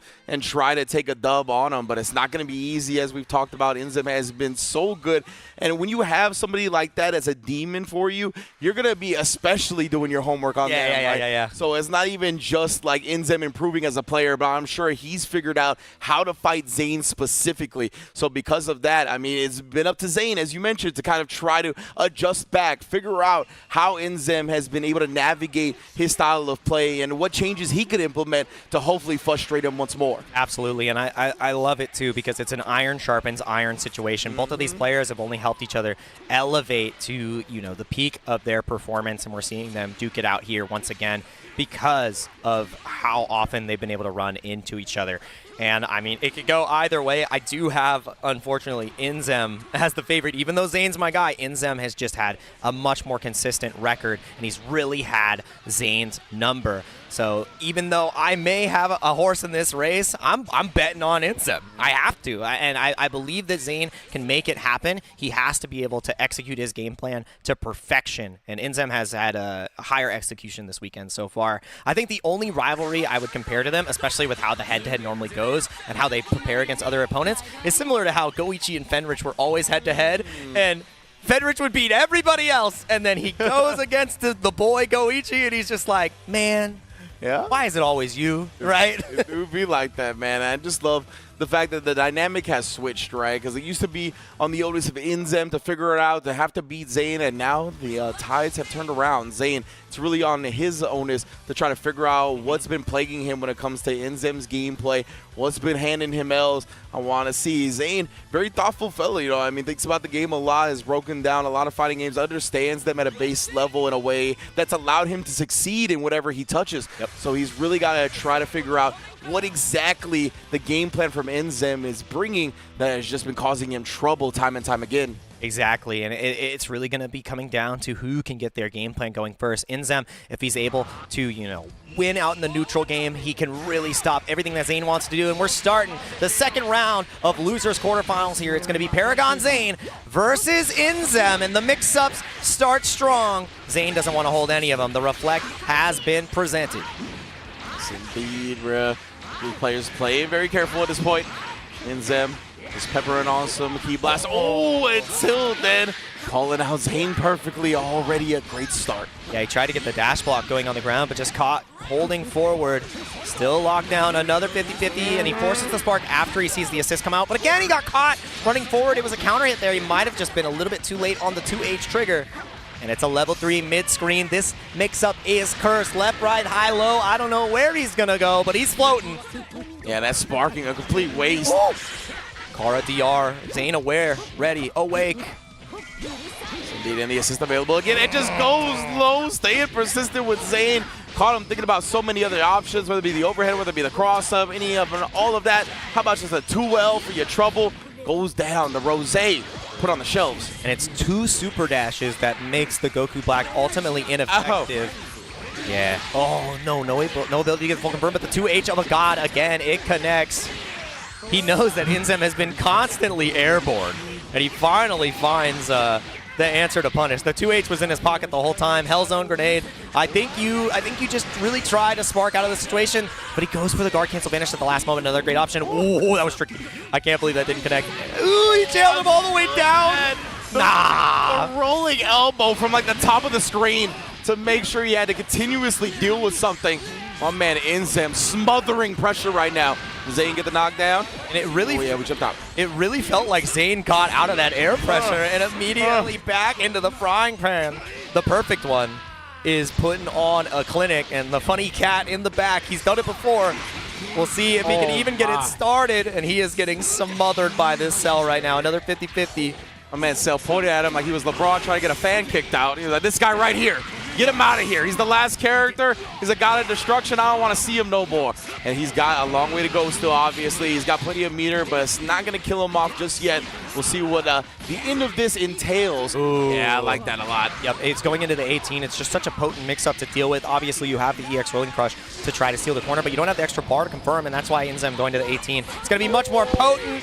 The cross-up connects. The Uggs have been scuffed. And that is Inzem taking a convincing first game against Zane. He had no answers. The Goku Black, ineffective, not able to appropriately answer the super dash pressure from Inzem, and really establish his own Key Blast game. So I really love that. Convincing play, and Zane's going to have to adjust now. Imagine just catching some Uggs to the neck in the club, bro.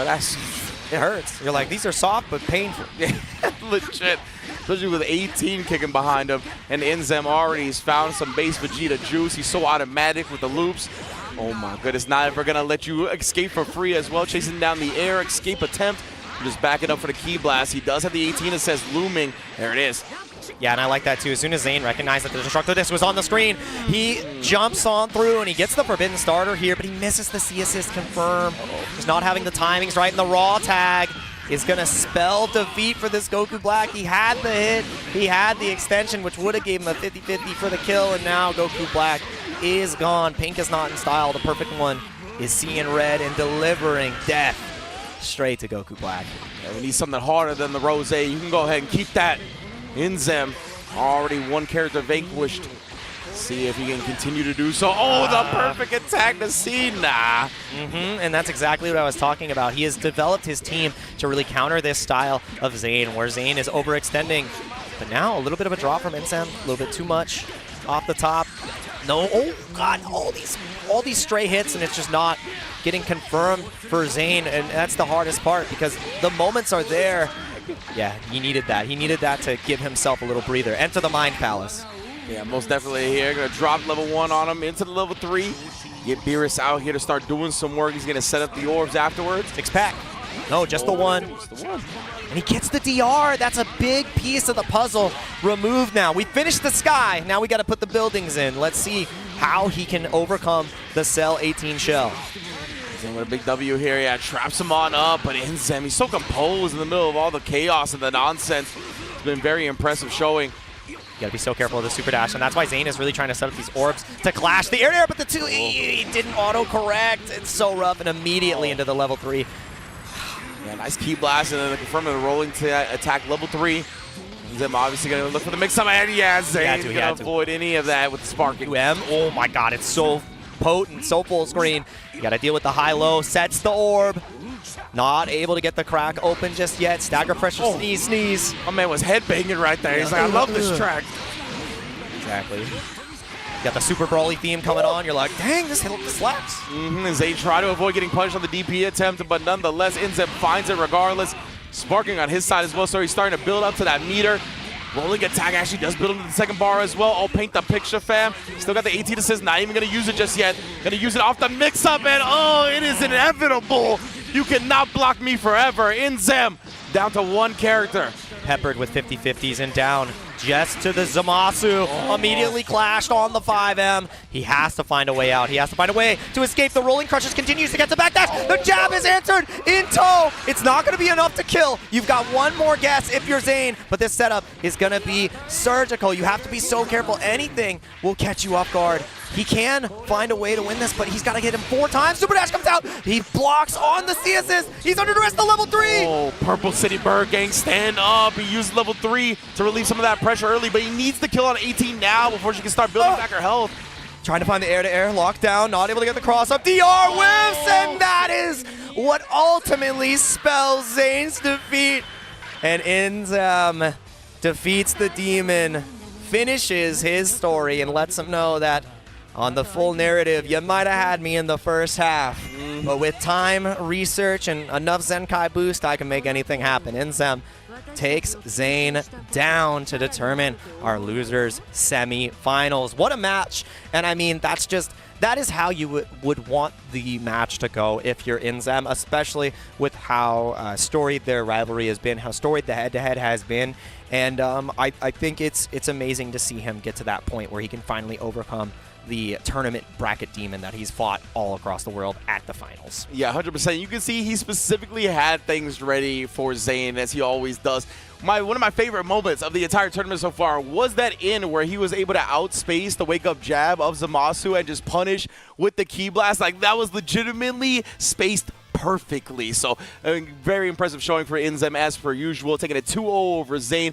The demon home, baby, and it's definitely Inzem now, no longer Zane. Semi-finals, I'm looking forward to that one greatly. Xanxus versus Inzem, and of course our winners finals. 2 legends meet, Yasha and Hikari. You already know, man. Man, it has been an incredible event so far. Top 8 has developed into quite the fine bracket, quite the fine top 4. And I mean, we've got some of the best merch in the business from the Dragon Ball Games Battle Hour 2025. You want to make sure you check out the website now. Get the QR code scanned. It is only available in North America. You can get the t-shirts that Rinj and I are wearing, the hoodies, and the mouse pads available until 4/14, only to the US. So don't miss out. Make sure that you scan the QR code. Go to Bandai, Namco, and .com to secure all of your products and get your hands on this amazing merch.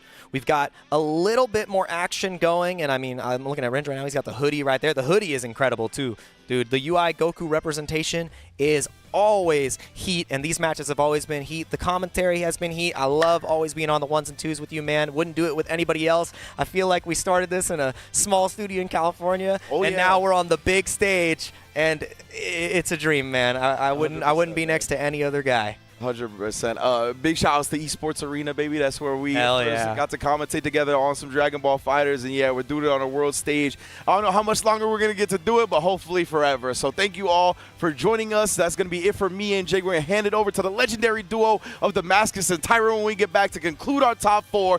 Do not go anywhere.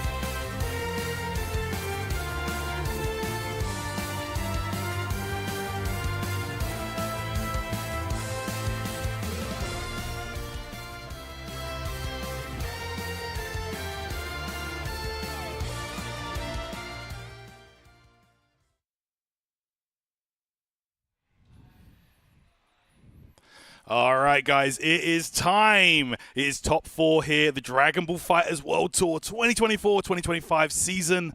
We're about to crown our champion this time, Damascus, and myself, Tyrant, here to hold it down. What's going on, brother? It's good to be back. It's good to be back indeed. Top 4 is ready to go here at the World Finals, and today we are crowning a World Champion, maybe a new World Champion, or maybe a back-to-back World Champion in the name of Hikari. The bracket is as follows. On the winner's side, Hikari versus Yasha, the two unstoppable forces of the weekend. I would say I think it's kind of an expected winner's final after what we've seen in the groups. And on the loser's semi-final side, of course, Inzem, the Evo champ, and this weekend's sensation, Xanxus.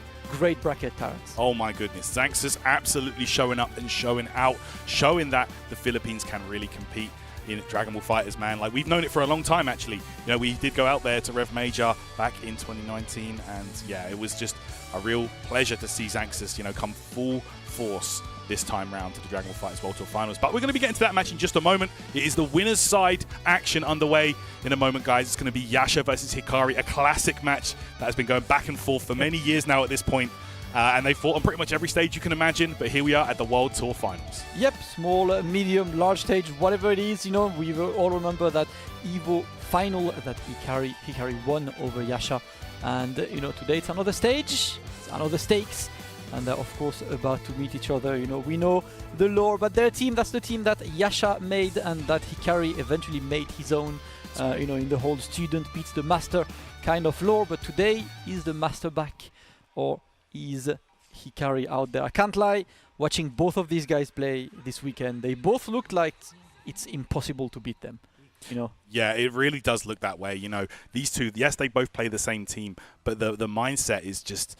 Oh man, I feel like sometimes it's polar opposites, sometimes it's very similar as well. But they are, without a doubt, two of the greatest of all time in Dragon Ball FighterZ. Meeting head-to-head here, mirror match, winners finals of the World Tour this season, bro. It's pretty fitting, I can't lie. Yes, sir. Expected from the two players who have been absolutely insane throughout the season, of course, you know, all of them. Yasha is 3rd in the leaderboards, Hikari is 4th. And Yasha has a pretty incredible stat about him, right? He entered 4 power events. Right, the mix-up, crossover, Emirate Showdown, UFA, he won all 4. Incredible. He has yet to lose a tournament this season. What? Like, okay, there's no better way to introduce the man, but of course, you know, to the delight of all the chat, we're about to have a mirror match between everyone's favorite team. It is Hikari versus Yasha, and Hikari gets the first opening with his Dragon Rush, sending Yasha into the corner, preparing for that two-touch action. That's right. That's what this team is so well known for. Can really just get the job done in any kind of two-touch situation. There we go. It's Android 17 in. Oh my gosh. Open up. Hikari looking prepared for Yasha here. Yep. He is coming as the dominant force of this weekend. He has looked like a guy that's impossible to take down. Right. Let's see if he can get some more great tech from Yasha, but that 17 is beating, and that's such a huge operation because in this team, right, 17 is such an incredible glue to the team, plus a battery, like he adds damage, he adds meter, he has absolutely everything, and Hikari eliminates the big gear first. That's right. Android 17 going down is a huge part of the team, of course. You know, like you said, it does everything. It's the defense, it's the offense, it's the battery, it's the anchor. Okay, gets grabbed up there. This is huge for Yasha. Yeah, he absolutely needs to bring it back ASAP and at least make it the 2v2. He's still got, of course, a strong shell in the names of the two fusions. Down. So strong there. Gets the pressure on. Let's see. Hikari needs to fight, wait for an opportunity. Oh, jumps out there. Wow! Good block by Yasha. Now, wait. Oh! And of course, Yasha has been relentless on the defensive side throughout the entire weekend, right? Lots of DPs, lots of reversals. He does not want to block. He just wants to keep you on your toes. Right, here we go. Might be able to get the job done here. Level 1 into level 2 should kill. Wait a minute. He was dead. He was dead, right? 100%. He was dead. That's rare footage of Yasha not killing. Wow. I'm so surprised there. Okay. Yep. Well, you know, Hikari is obviously going to take it, and amazing opportunity for him to just send the character out. Lots of blue life to recover, obviously, since he got that hit from a DP. Yasha manages to take lots of blue life on Yasha's side as well. He gets the opening. Yeah, this is huge right here. Once again, these buff combos from Vegito, taking him from top tier to the absolute pinnacle of this game. Some would say best in the game. You know, I can't really argue with that. So Decides strong. to keep Vegito in as well, despite the blue life. Yeah. The mix, the same side, straight to the spark. and he might be looking forward to spark again. That's when Hikari. That's why Hikari is moving around, because you know that whenever you spark, your opponent tends to use spark as a counter to your offense. Excellent play from Hikari. That's just good awareness, man. Like, Hikari just has incredible awareness as a player. And this should be a dead character, actually. Let's see. 1 into 4. Is spark saving him or not? No, I think he's alive. Yeah, he's alive. Yeah, he's not dead for sure. At this point, it's just Hikari trying to get as much damage as possible. Yeah, run the clock. Run the clock. The guard cancel is going to work. Yasha still believes. Once again gets stopped in his track. Got to watch out. Couple drops left, right, and center in this set. But Hikari manages to get another combo going. That's right. Gonna drop him down here with the throw. Yeah, man. Vegito's pressure became so good in this patch. You know, the JH after the sword, man, it's absolute evil, man. It's nasty. It's nasty work. Yeah. Oh! Nope, you can't escape. All right, Yasha. That's it. Very unfortunate on this one. Hikari is going to get the kill, and Hikari is looking solid as hell, Tarrant. Yasha needs to find a way to crack the code, because, man, this guy is solid. I mean, this is going to be some good damage, but S-Start will add a lot of scale into the combo, so I don't think this is a TOD. But regardless, it's going to be a level 3 situation coming up here. Winnable, Tarrant, winnable. All 3 characters are in a one-touch situation, so winnable. Anchor Vegito, incredibly strong. Yeah. Like, you need a lot of resource to work with. Oh, okay. This could go. Bro, honestly. Winnable? Honestly, don't count Yasha out, man. Let's see, obviously Hikari only needs one opening. No matter the opening, that should be the end of this game, number 1. And Yasha is taking his time. 1-5M, bro. That's all you need. One anything, bro. Okay. Okay, reflects there. Hikari not pressing, opened up there. Tried that air grab, but unfortunately for Yasha, got sniped out. Didn't get the hit confirmed. So Hikari will take the first game. Excellent start by Hikari, and I see Noka joining Yasha for a quick coaching session on this. Obviously the French guys, you know, Noka and Wade, unfortunately couldn't make it through the groups, but the camaraderie is still there. These guys are friends, they train together, they travel together, and they want to see Yasha do well.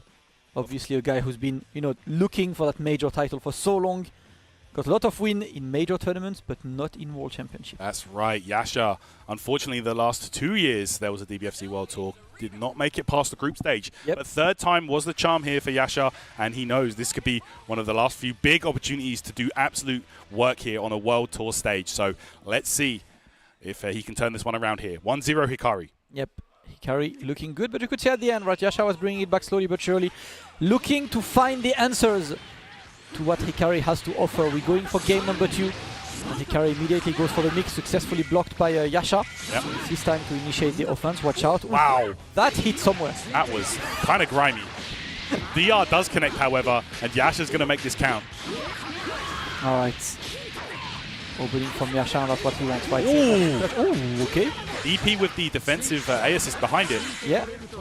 Did actually save him there. Oh! Oh, wait a minute. What happened? What's that, man? These interactions today are absolutely unhinged. I'm seeing these 17 assists consistently stopping the play from happening. Yeah. Fortunate moment for Yasha there, because he had the clean opening. Oh my gosh. Gonna have to work his way in now. Beautiful reactions there, Hikari. Patient enough there to get that 2H. Okay, we're going to get... Oh my gosh, vertical super dash lands there, and this should be the end of Yasha's Gogeta Blue. Let's see. Going to drop him down, 1-1. It's probably going to be his Gogeta coming in. No, it's Vegito. Okay. Hikari's plot armor looks real so far, man. He's the protagonist of the day. Yasha is fighting, but it's not working so far. Let's see. 2 characters left, but at least he's still got that 17, right? That character that's so important to that team. That assist who's so incredible, but the low crush is going to get the opening. And now Hikari with yet another one, going to prepare yet another 2-touch. Yasha forced to block. How do you escape that offense? It's so scary, man. The 2L is just such a good button for Vegito. Hops over lows, of course, like you say, low crush. But this is going to be a huge combo. Hikari should be able to kill him with just 1 meter. There we go. End game.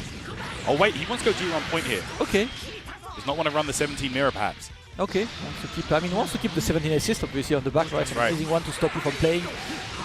Considering how well 17 can do at potentially controlling by himself. Watch out, yeah, don't press a button, the barrier is coming. You're forced to block right now, the jump is okay, and the Dragon Rush is going to open Hikari up. No way to kill with this, but he's going to be able to potentially go for either a level 3 or a staircase scenario. He's got bars, he's got resources. Yeah, there we go. He's going to go level 1 into 3. That should kill him. Yeah, it's dead right there. 1 into level 3. So good, man. Andrew 17, one of the greatest anchors in DBFC right now. All right, 1 down, 2 to go, and he still got Spark. Yasha is looking to keep the dream alive. Obviously, guys, this is winners final, so it's first to 3 more games to adapt to the opponent. Yasha is looking to make it work with 17, but obviously look at this. Hikari is not taking risks. No, of course. He's on the leads. Yasha has to run in. He knows about what could happen here. I think there was actually a grand finals where these two played, and it was a crazy 17 comeback that saved the day for Yasha. I think that was called for. Yes. Yeah. Possibly, yes. Well, it was definitely one of Bump's events, yeah. Let's see. Gets the opening again. Hikari putting that assist into good use. What are we going to go for? Level 3? Yes, sir. All right, here we go. Level 3 time. Ah, the classic. You know what's funny is that I've seen Yasha do that bait on so many people, so many times, but this time he is on the receiving end of that one. Hikari still showing an absolute masterclass of Dragon Ball FighterZ so far. 2-0 for the running world champion, and it's back to the drawing board for Yasha. That's it. Hikari playing the game to a science right now. Yasha just can't get his game started. It's looking really one-sided here for the Frenchman. Unfortunately for him, but you know, of course, Hikari looking incredibly strong. Can't take anything away from him as a player. Incredible. Yes, sir. Yasha's taking a moment, going back to character select screen just to get ready for the next game. Take a moment. Noka next to him. Yasha back in. Let's see if he can make it work. I'm not gonna lie, Terrence. Hikari, I don't know what he had for breakfast this morning, but damn. He just looks too prepared, man. Yeah. Like he saw that he's going to be qualified for the World Finals, and he has locked in. He has been grinding every day, playing non-stop, preparing for this moment. All right, could be the first back-to-back world champion on this, and he's mighty strong. But the first opening goes to Yasha. Unfortunately, not continuing the combo. He's getting a bit the reflect, maybe baited. No, trying to get more, but Hikari blocking, successful reflect. You might have what is happening, Terrence? Bro, I've never seen Yasha drop this many combos before. Hikari, though, taking full advantage. This is massive. Big opportunity here for him. Throw him down. Here we go. Gio gets such good situation post-grab. Okay. He's going to have to get, a tag there just to make sure the combo doesn't... It can get a bit janky in the corner with Vegito EX legs, so this is going to be enough. Gogeta's going to go down. Nice. There we go. Again, once that Gogeta in as the point character there. Hikari, third game, third time that he wins the point war. Oh my god, the right decision as well on the buttons. Hikari is looking so freaking good. Of course, the side switch keeps Yasha in the corner and puts him in a situation where he needs to consider a spark. Oh! The spark is not going to be used. Tyrant, we're going all the way down to the MVP, Android 17, but I can't lie. Yasha is in need of an absolute miracle right now. That's right. It's looking like an uphill struggle for sure. Not looking like Yasha can really get out of this trench right now. Hikari is just locking him down. All right. Last chance. Last chance here. Absolute last chance there. Oh, and it might have just gone up in smoke. Right? He can spark. Yes. Yeah, this is dead. Then this TOD, Gogeta TODs, bro, they basically... they're undroppable. Yeah, undroppable, yeah. I feel like they're undroppable, man. Style of combo. Oh, wait. Oh, my God. Shout out to the curse, man. That? Oh, guys, we did our best. I'm so sorry. Aren't I'm proud of us. Oh, my word. Yo. I did not expect to see Hikari drop that. I'm not going to lie, guys. Undefeated. I'm sorry, guys. Tag teaming for Yasha. You're trying to give him a chance, but Hikari is looking so incredibly strong. Hey, man, we wouldn't be commentating. It wouldn't be us if there wasn't a huge curse. And that was the biggest of all curses, but Hikari secures it. 2-8. Well, he's not dropping crap there. I'm going straight for the level 3. Nothing is going to get dropped. Absolute clean sheet. 3-0 handshake. I am here sitting in Grand Finals winner side, and man is going to take an absolute insane performance to stop Hikari from winning. Yeah, that is looking incredibly good right there for Hikari, bro. You take that over Yasha 3-0. Bro, you're in the best possible position right now, man. And he's looking like he's gonna do the 2-peat right now. Yeah, I can't lie. It's looking very difficult, right? I'm seeing just the way he played through the entire weekend, the way he ran through this top 8 winners so far. It just looked clean, right? He barely got worried. He's playing his game. He's just working. And once again, I think it just shows as well that the dedication that Hikari showed to the game, right? He's one of the players who has just consistently been on every tournament he enters, every opportunity he's out there. For sure. You know, so a couple players, they take breaks here and there. Hikari takes no breaks, and that's why you can see him in grand finals right now. There's going to be a second chance, obviously, for Yasha. He's going to wait in losers final for the winner of the losers semi-final. We're back to the FT2 format for the semi-final. It's going to be Xanxus versus Inzem. Let's get it, man. Xanxus, of course, showing up, one of the big surprises of this weekend. Qualifying here for the top 8 bracket in winner's side. Incredible performances left and right, but now has a huge task in the name of Inzem. Of course, the EVO champion, the guy that just dominated the first half or so of this season. Looking really, really strong. And yeah, this is going to be a great match regardless. I'm here for it, man. Yep, CEO champ, EVO champ, you know. Inzem doesn't stop. He's first in the leaderboards, and he definitely wants to try and claim this title. Had a difficult time, obviously, earlier in winners semi-final, but the losers bracket is there for the run back. So maybe winners bracket was data. Correct. Let's see how this unfolds here. Xanxus really showing up with his boy, man. That blue Vegeta. He played the character the whole time, guys. That is not just a swap because he got buffed. Xanxus was playing the Blue Vegeta since Season 1, so I'm really happy to see him represent a character that he loves, you know, this late in the game, and to see his success as well here. It's just so nice, man. Absolutely. Nicest guy in the world as well, by the way. Yeah, I love this guy, man. You know, representing the Philippines, you know, all the way. I know that. Shout out to you guys watching us from the Philippines. If you're in chat, press some buttons. Let's go. Obviously, I know the community is very dedicated out there, and they want to see their champion do well. And if I am not mistaken, I'm trying to think. I think that is the best Filipino performance in the World Finals, because until now, I think it was AK who got like a top 8, I believe. But that's about it. Xanxus is flying the flag high, and I know the entire country is proud of him and looking forward to see him maybe defeating the EVO champ.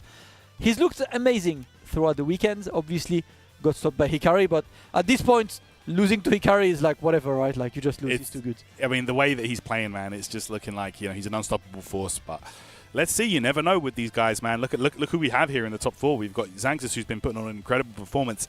Inzem, who has defeated Hikari in high stakes at EVO finals, and Yasha, that's got the job done against him in the past. So who knows? Everything's all to play for still in this top 4. It's all up in the air.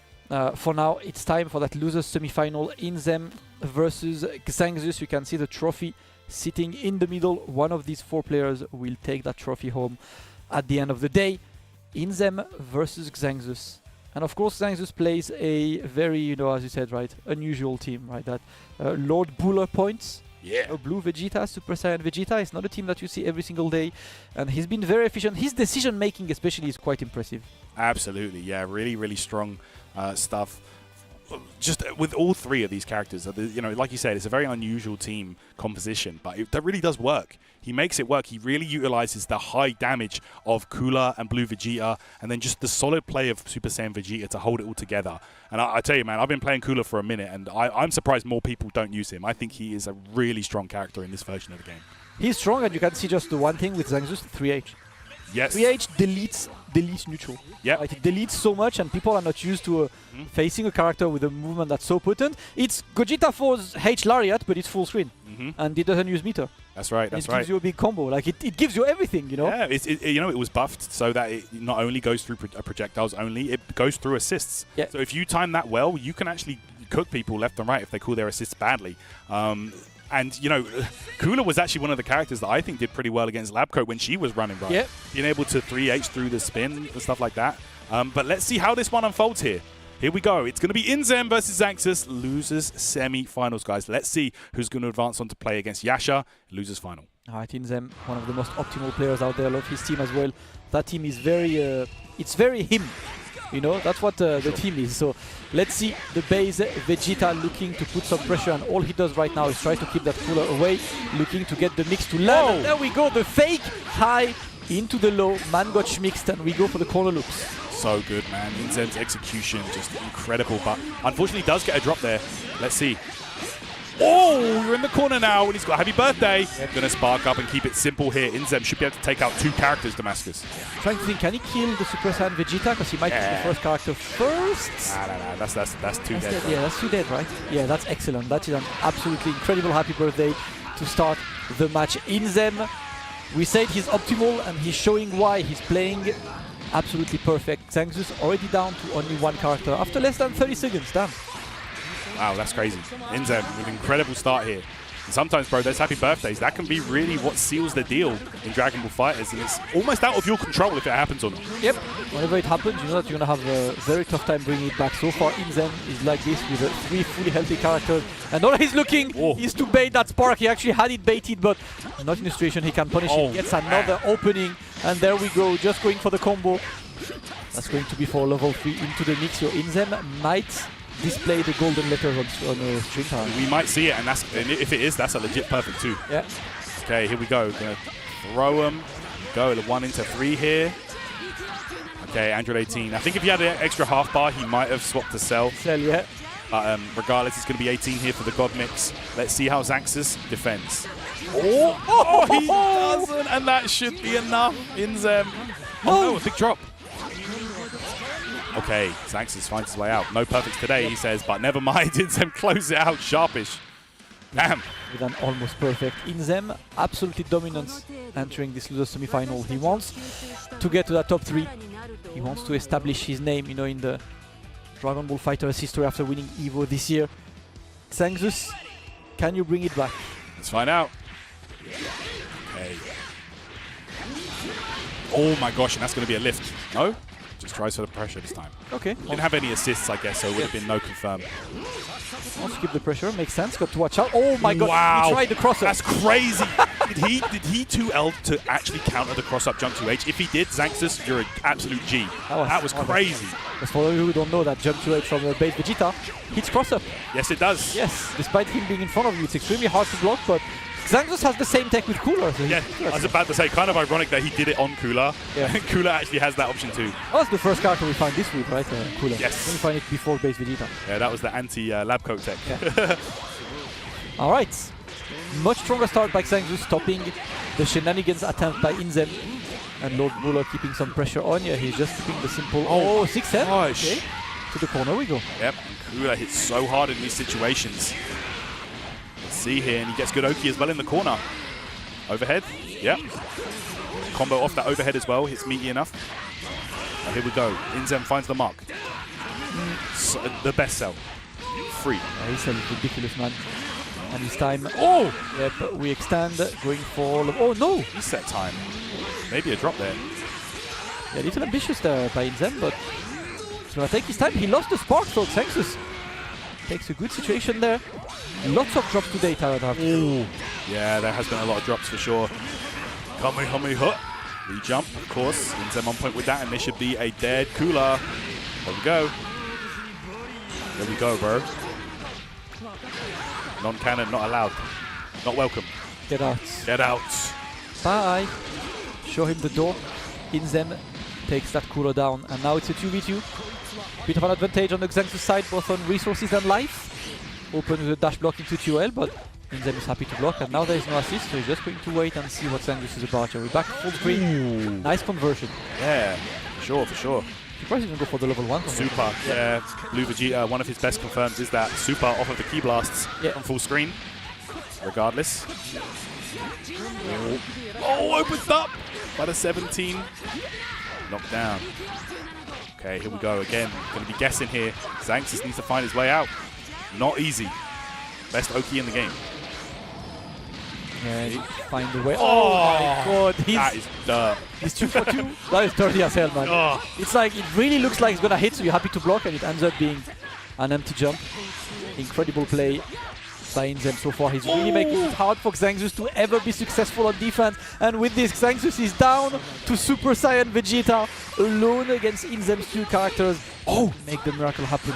Surprised in DP there, but there we go. He finds the hit regardless. Super Saiyan Vegeta here should be able to get the kill. There we go. There we go. Looking to make it only 1 ball. This is how the fight went whenever Vegeta tells people. He's like, yeah, better, mate. Yeah, better. I don't talk about the L after it. I just talk about the moment I won. Classic. You know, win one round and upload it on Twitter. That's what you do. Yeah, that's right, bro. Twitter highlights, yeah?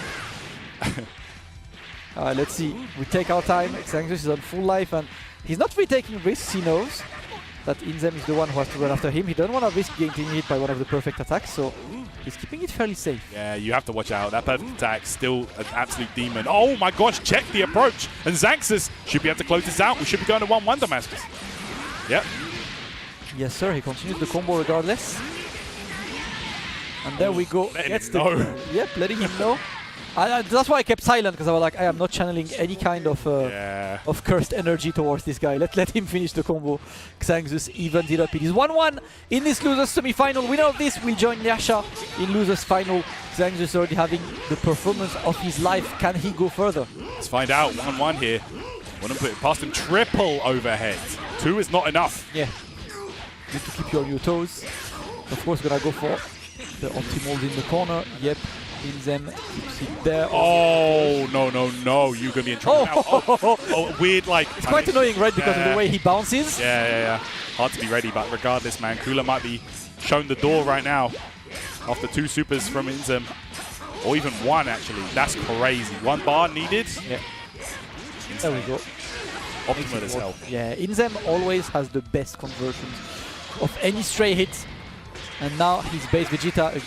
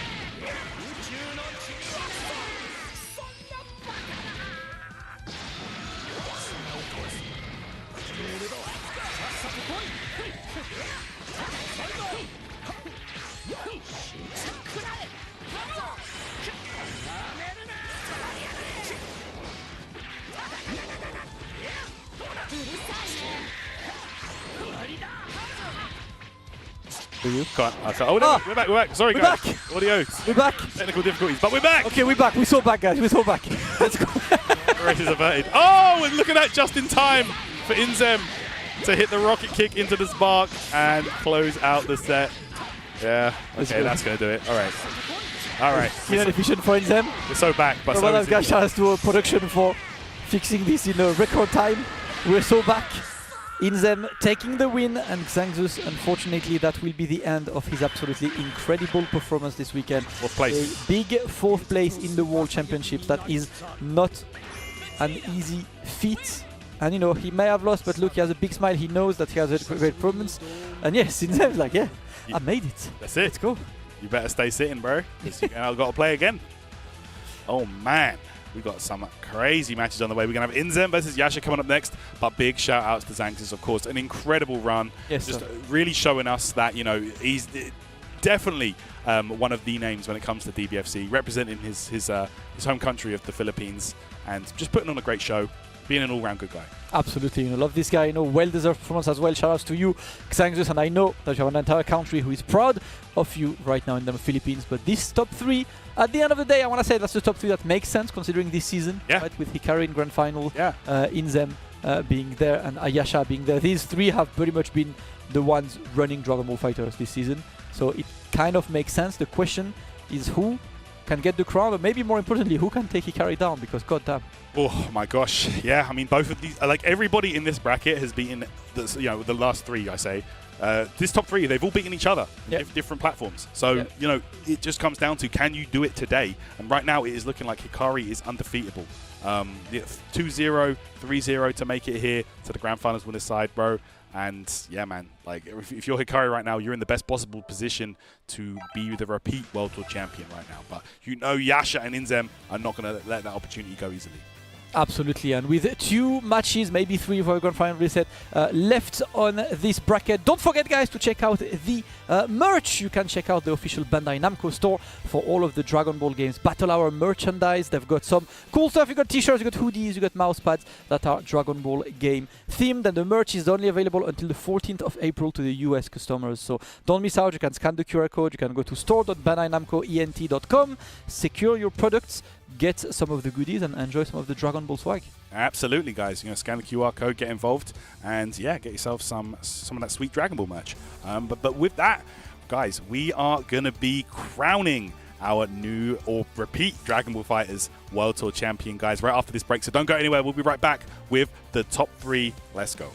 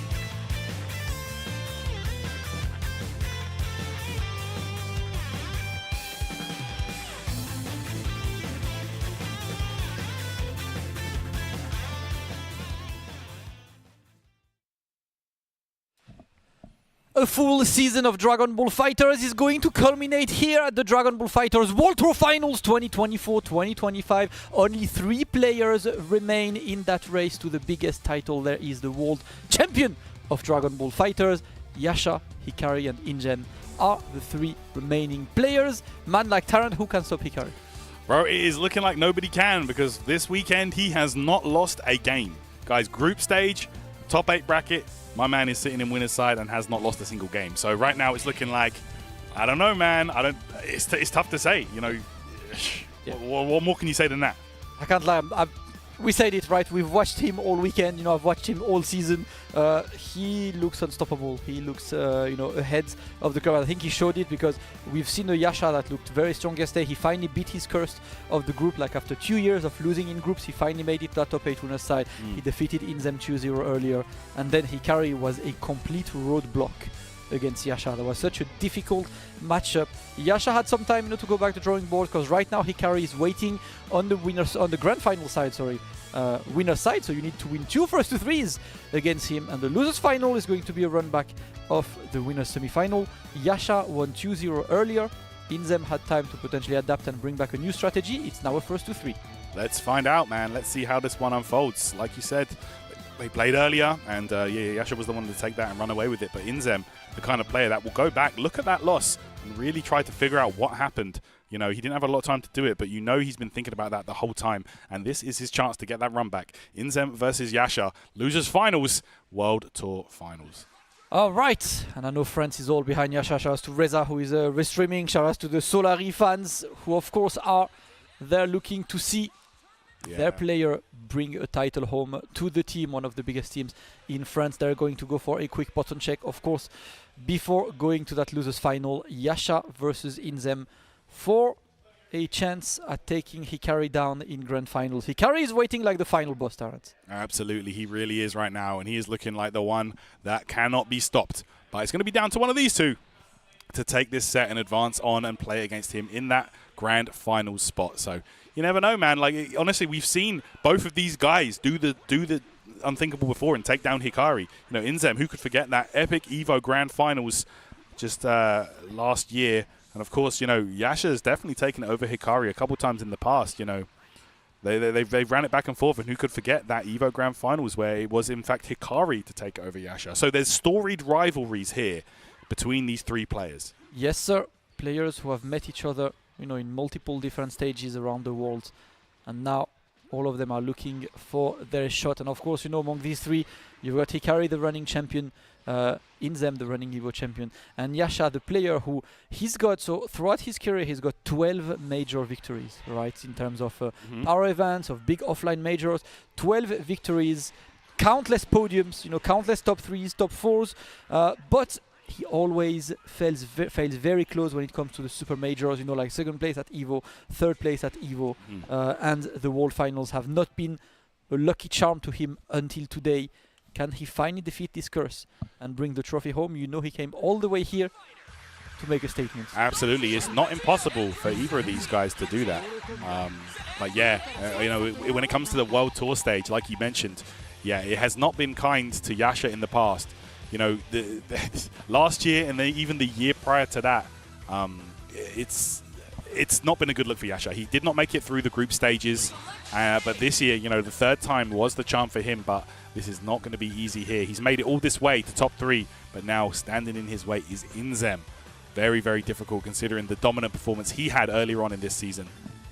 I would say like Inzem dominated like the first half of the season, then on the back end, Yasha really did very well, you know, in all the events that he attended. So I think the main thing is they both attended events in different places. That's right. I was about to say, stuck to American events. Yasha stuck to the EMEA events, right, like European events plus the Emirates Showdown that took place in Dubai. Yeah. Very fun event as well. Shout out to Beast of UAE, who had an incredible performance there as well, one of the breakout performances of the season. But right now, it is time for losers final. Inzem, the Evo champ, versus Yasha. All to try. Oh, I heard a button. I heard a swap, yeah. Yep, there is a swap. Was it on purpose? I'm not sure. Because sometimes you like pressing buttons, you know, in the... Okay, it was... Okay, Inzem swapped to Andrew 18 on point. Okay, there we go. It is time we start. First to 3, guys, for a spot in grand finals. and Yasha is trying to get that challenge. It's not going to happen. The first opening goes to Inzem, puts him into the corner. Look at the damage that she gets in this version, man. Okay, going straight into the level 3 here. Really trying to pick apart Yasha's team early on with this Oki. Let's see if Inzem can make it count. Little mix, he's a 2-on-2 for 2 so far in these, and finally gets blocked on this level 3 and straight to the spark. I think that was the right solution. Down take buttons, that's going to be big. Lots of meter being built. Yasha looking to take that momentum, but obviously Inzem could take it back with a good spot. Yeah, that's right. I mean, right there, Yasha is going to build a ton of meter. He's going to go straight for level 3. Final Kamehameha. Let's see. Inzem might even use that spark of his own. Let's find out. Yes, he does. I think he wanted the bait situation, but did not get the high jump properly. Okay. The hardest one to execute, but Inzem getting away with a good situation. He's got the powers necessary to go for level 3, and he goes for Cell. It's penalty time. Penalty a favor del Real Madrid. Going to be tough. You got that assist coming back as well. Oh! He reflected other side. That was a cross-up reflect. That, yeah. Unfortunately, the read was incorrect, and Inzem scores that penalty. Cell still looking too good. No doubt. Yasha, Vegito goes down here. The character that he put so much work into. Oh my gosh. Cross up low. Here we go. Inzem should be able to get some good damage here. Yep, that will be a kill on Gogeta. Yep, 1-1. That's done. Okay, let's see now. Yasha. Andrew 17 coming in. Very, very strong anchor character, but Inzem 3 very healthy characters. Yeah, and Yasha got sent to 17 against Hikari twice.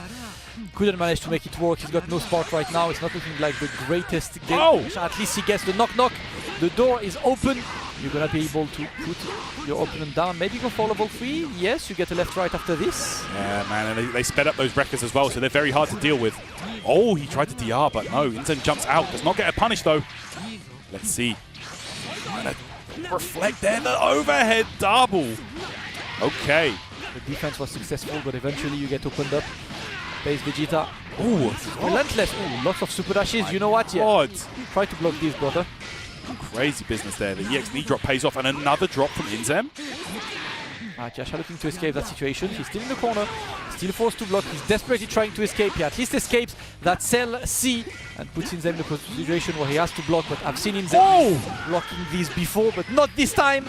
Yasha takes the win over that base Vegeta, but there are still 2 characters to take down. Man, that's crazy stuff right there, bro. The sped up wreckers are just so nasty. Andrew 17, bro. He's one of the best in the game. Has to be. Absolutely. Oh my gosh. That effect would have been punished, but Inzem was not ready for this one. He's still trying to keep the pressure on. Good reflect again. The defense. Yasha is stay on his toes right now. He's doing all right. Weathering the storm. No assist as well. Okay, he does well there to avoid the Cell assist. And now Yasha does have a lot of time. That Cell will have a lot of cooldown. Okay, next hit should seal the deal for Inzem here, but Yasha trying to stay elusive. The movement. Oh my word, 2H, and that's going to be a dead character. Wrecker follow-up, no super required. Inzem, Cell coming through here. What a first game.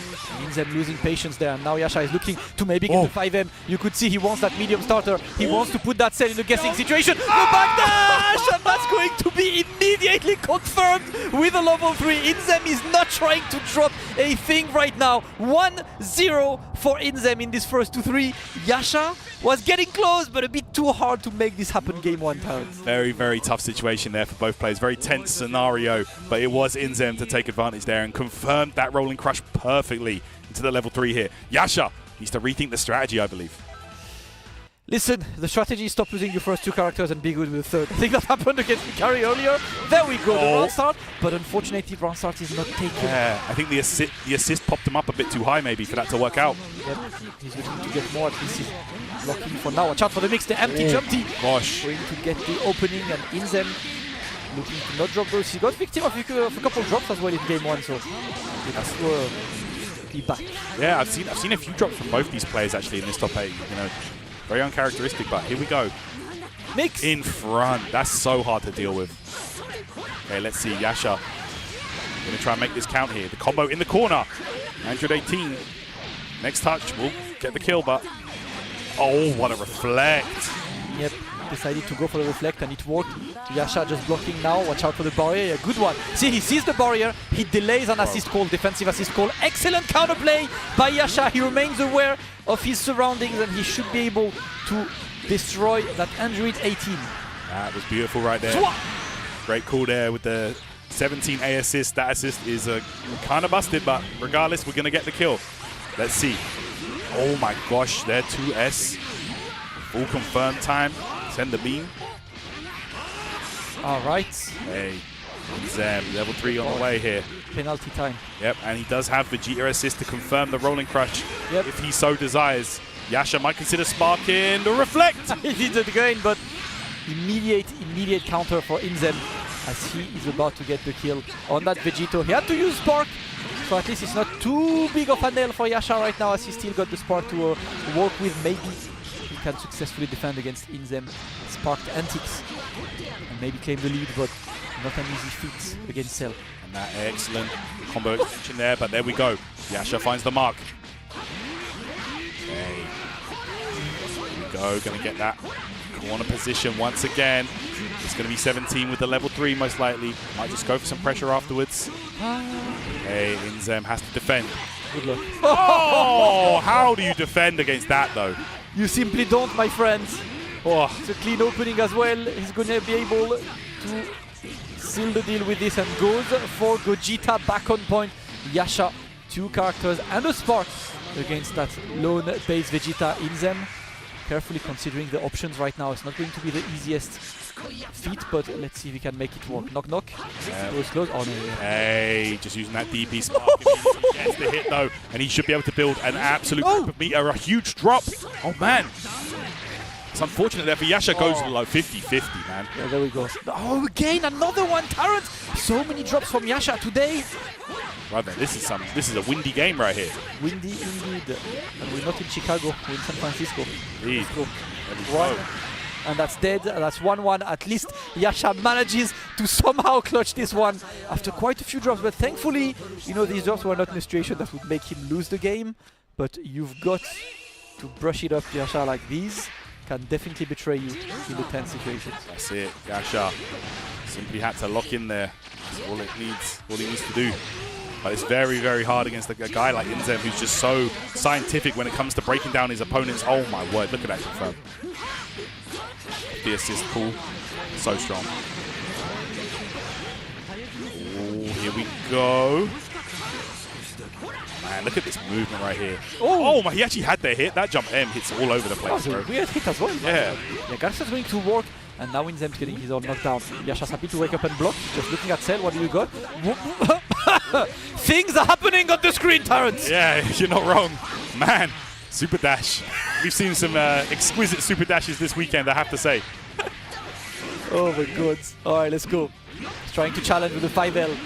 And now Little again, right? That 2L has gotten a good amount of damage throughout the weekend. Oh, there we go. No, not gonna work. Another time straight to the Spark. Inzem looks to try and escape that corner. I cannot believe he took this one. Yeah. Clutch from Yasha. I think he thought he was closer to the corner than he was on that combo, but never mind. Oh, what a block!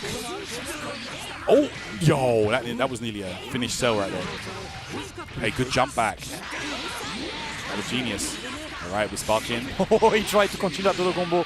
Inzem's movement was superior, and that should be good for Inzem because he's gonna get the combo that's gonna just run through the sparking timer for Yasha. So excellent situation from Inzem right now. Oh my gosh, yo, he escaped the grab, the counter, and now look at the damage he's gonna get. This is gonna be Vegito going to the graveyard here. All right, Inzem takes him down. A crazy scramble situation, but Inzem maintains his composure, gets that kill. And now we wait. Yasha looking to defend this one. Oh! Bro, don't forget, that 5M goes so far. Yep. And long legs, man. Yep, he wanted to potentially try to catch a button press by Inzem, but no button has been pressed, and that should be a dead Gogeta Blue. We are down to 17 once again, but he has failed to be the MVP so far for Yasha. Inzem in an excellent situation to make it 2-1. Can Yasha make the miracle happen? Let's find out. In this 17, he's more than capable to do it, but it's going to be very, very tough. Inzem, 3 characters. 3 very healthy characters at that. Okay. All right, he's going to get as much as he can off of this. Level 3 on the way, most likely. Let's go. Hard knockdown. Okay, this time he blocks. Oh my gosh, how though? Yasha went twice cross-up, so I think he just was, I'm gonna go for the same as earlier, and Inzem gets the rightful answer as well. Yasha in the corner, and you know what's gonna happen, Terrence? There are bars, there are characters ready. Little level 3. Cell, perhaps. No, we're going for level 1. Okay, 1 into 3 here. He's just gonna get as much damage as he can, realizing there's no spark for Yasha to recover any kind of blue life. He's just gonna have to hold this damage. Good luck. Oh, what a block! Oh, that Never looked like mind a though. dash block as well from Yasha on Wake Up. It was. Yep, Inzem taking another dominant game, and Inzem, after losing 2-0 against Yasha earlier, is now up to 1. This is the last chance for Yasha. No more room for errors, and you can see Noka is here, you know, on his sides, chatting to his champ and looking to give him the tools necessary. Yasha, couple drops, couple stuff. He's, I must say, right, he's looked very good yesterday. He's looked very good against Inzem earlier, but he might be losing to the stakes of the event. You know, that happened against Hikari in Winners Final, where he dropped quite, you know, a few combos, and he's doing the same right now against Inzem. It's definitely one of the difficult situations where you need to stay locked in at all costs. Absolutely, yeah. You can't let anything go to chance here. This could potentially be, you know, one of the last chances Yasha gets to win himself a World Tour trophy here. So you know he doesn't want to let anything go, but Inzem is just looking too prepared, man. This is what we were talking about earlier, man. Like, he lost 2-0 to Yasha earlier, yep. But man, my goodness, he has just fully understood why he lost that. And now playing this 18 on point is completely switched it up. Yep, it's been working. Oh, my and the gosh. first mix once again lands. Inzem consistently lands the first hits in this set. Going to immediately put Yasha in the back foot. And Yasha's gonna have to think the empty jump is going to win again. Inzem's mixing situations are absolutely immaculate, Terrence. Oh my word, yeah, absolutely. There we go, escapes the grab as well. Yasha just can't get started here. Okay. Wait a minute, oh, this is crazy damage at the build. This, man. Yeah, this is dead. You're pre-sparked. Yep. Wait, oh my gosh. You can kill. Yasha is dropping everything. Quite a lot, man. Oh, that was some deep jump H. Yasha managed to block. The defense is still correct. The cross-up going to get another opening. Inzem looking to show Yasha how to finish his plates. Yeah, this is going to do it. 1 into 1. That's going to do it right there. Inzem takes down Gogeta, potentially for the last time in this set. Let's see. Inzem looking incredible. Okay. Oh my word. Oh, what a confirm. All right. 6S. Let's see now Yasha finishing the combos, making it work. Level 3 on this. Yep, it's going to be the mix behind. Yep. Sword or not sword. That's right, coming up. Oh, he just did it. Yeah, that's going to be huge. Yeah. Catches them both. You need to defend, Yasha. Defend for your life! But he's getting the empty jump T. And Inzem should be able to kill with this combo. 17 at least is recovering some of that blue life, but Inzem is playing absolutely immaculate and taking advantage of all of Yasha's little wrong decisions. The Evo champ is looking ridiculous, and now it's all down to the MVP who has failed to deliver until now. But will the plot armor activate? Let's find out. Yasha with this 17, his final line of defense here. He wants to stay in the World Tour. Oh my gosh, this could be... Oh, wait a minute though, a drop from Inzem. Okay. And a confirm from Yasha. Okay. All right, let's see how this one goes. It's going to be dropping them down. It's going to be level 3 on the way, I imagine. Yeah. Let's see. I mean, honestly, it's just 3 hits he has to get. Oh. All right. It's the first one. All right. Winnable, but definitely a difficult one. Inzem looking to defend his lead, looking to take it right now. Does not want to give Yasha another game, does not want to give him the momentum. Yasha is forced to block. Whoa. The super dash is going to get caught. And that was a medium starter, right, Terrence? Yes, this should be enough, actually. Oh, wait a minute. No. Oh, he's trying to optimize as much as he can. He might be going for 2 level 1s. Oh, that should do it. That's going to be it. 1 into 1. And Inzem will go through to the grand finals. It's going to be an all-USA affair. Yasha goes out 3rd place. And the big smile on Inzem's face, of course, clutched it after losing to Yasha earlier. But incredible play, man. Immaculate. You could see the way. I think one of the key things about Inzem, Tarrant, is he's so optimal. He always goes for the best conversion you can get of any stray hit. And that ending was the best example, right? Situation where you're like, can he actually kill? Yes, he can vanish, he can just extend just a little bit with the assist to get enough. Inzem efficient, he is about to get a chance at taking Hikari down. And remember, that was the scenario of Evo. Absolutely, yeah, that's correct. Oh, yeah, I think that it was Inzem and losers. Yes. We're getting a run back from Evo, guys. Let's take a look at the bracket here. We can see it. You can see it on your screens right there, guys. We will be getting a repeat from Evo, Hikari versus Inzem. And man, this could go either way, actually, you know, in the history between these two. Yes, sir. The French dreams are dead. Yasha taking 3rd place today. Still his best World Finals performance. His best until now was the 2021, which was 4th, where he lost to Nitro back then. That's right. And then the two World Finals where he lost in groups. Today 3rd place. But who cares about 3rd place, Taran? There is a Grand Finals to play, and the one player you remember at the end of a tournament is the winner. Oh my gosh, absolutely, man. But don't forget, man, Hikari is the reigning World Tour champion right now, so there is a big amount of pressure on him to do the 2-peat. You know, that's never been done. That's never been done. Indeed. Never been done for Dragon Ball FighterZ. So you looking for the back-to-back, and I said right, no one got a game of him. So Inzem, you're playing in hard mode right now, my friend. No one got a game off of him. Not just in his top 8, the whole weekend, group stage. My man went +6, did not lose a game. Wild.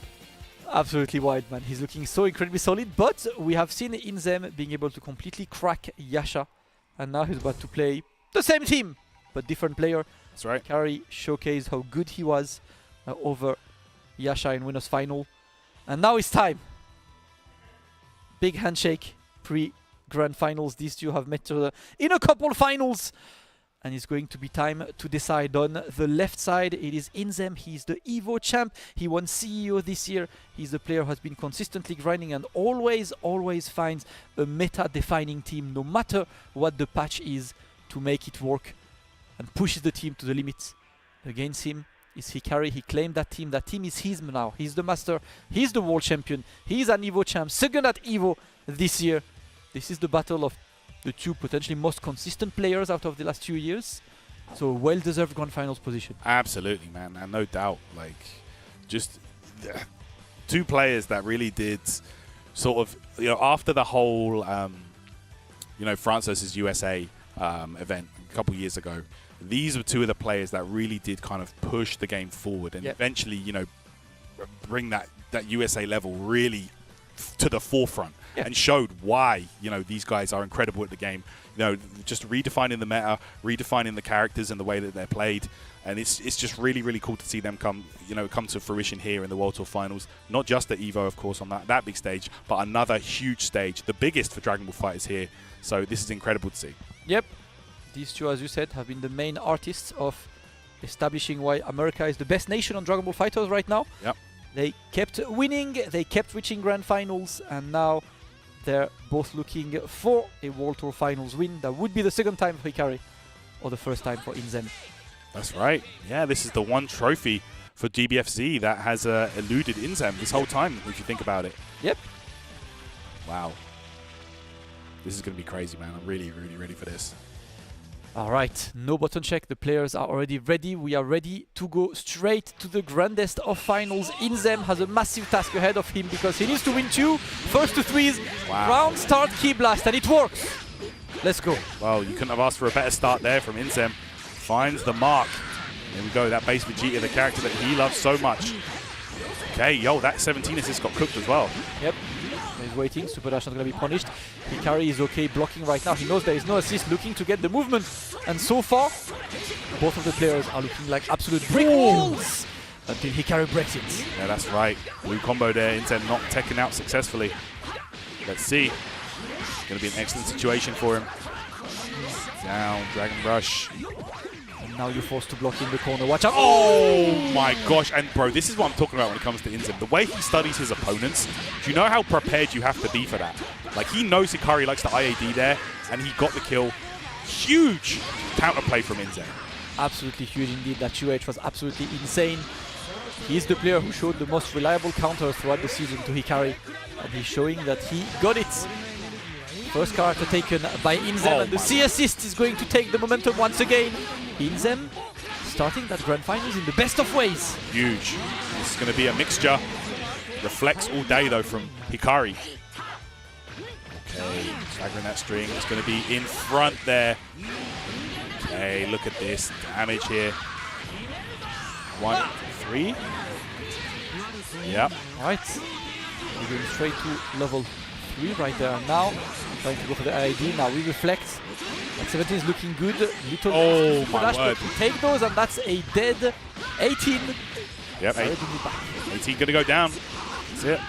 No bar needed. No bar needed. Hikari is looking as optimal as ever right now. And this, I think, is what awaits us for this grand final, man. This, I don't believe, is going to be a wash. Any side, both of the players, absolutely insane. They know each other. Get the re-jump, going to send you into the corner, and now might go straight for a level 3. Oh, this mix is cheap, by the way. Watch this. This is disgusting. Level 1 follow-up. Yeah, check this out. This is busted. Yes.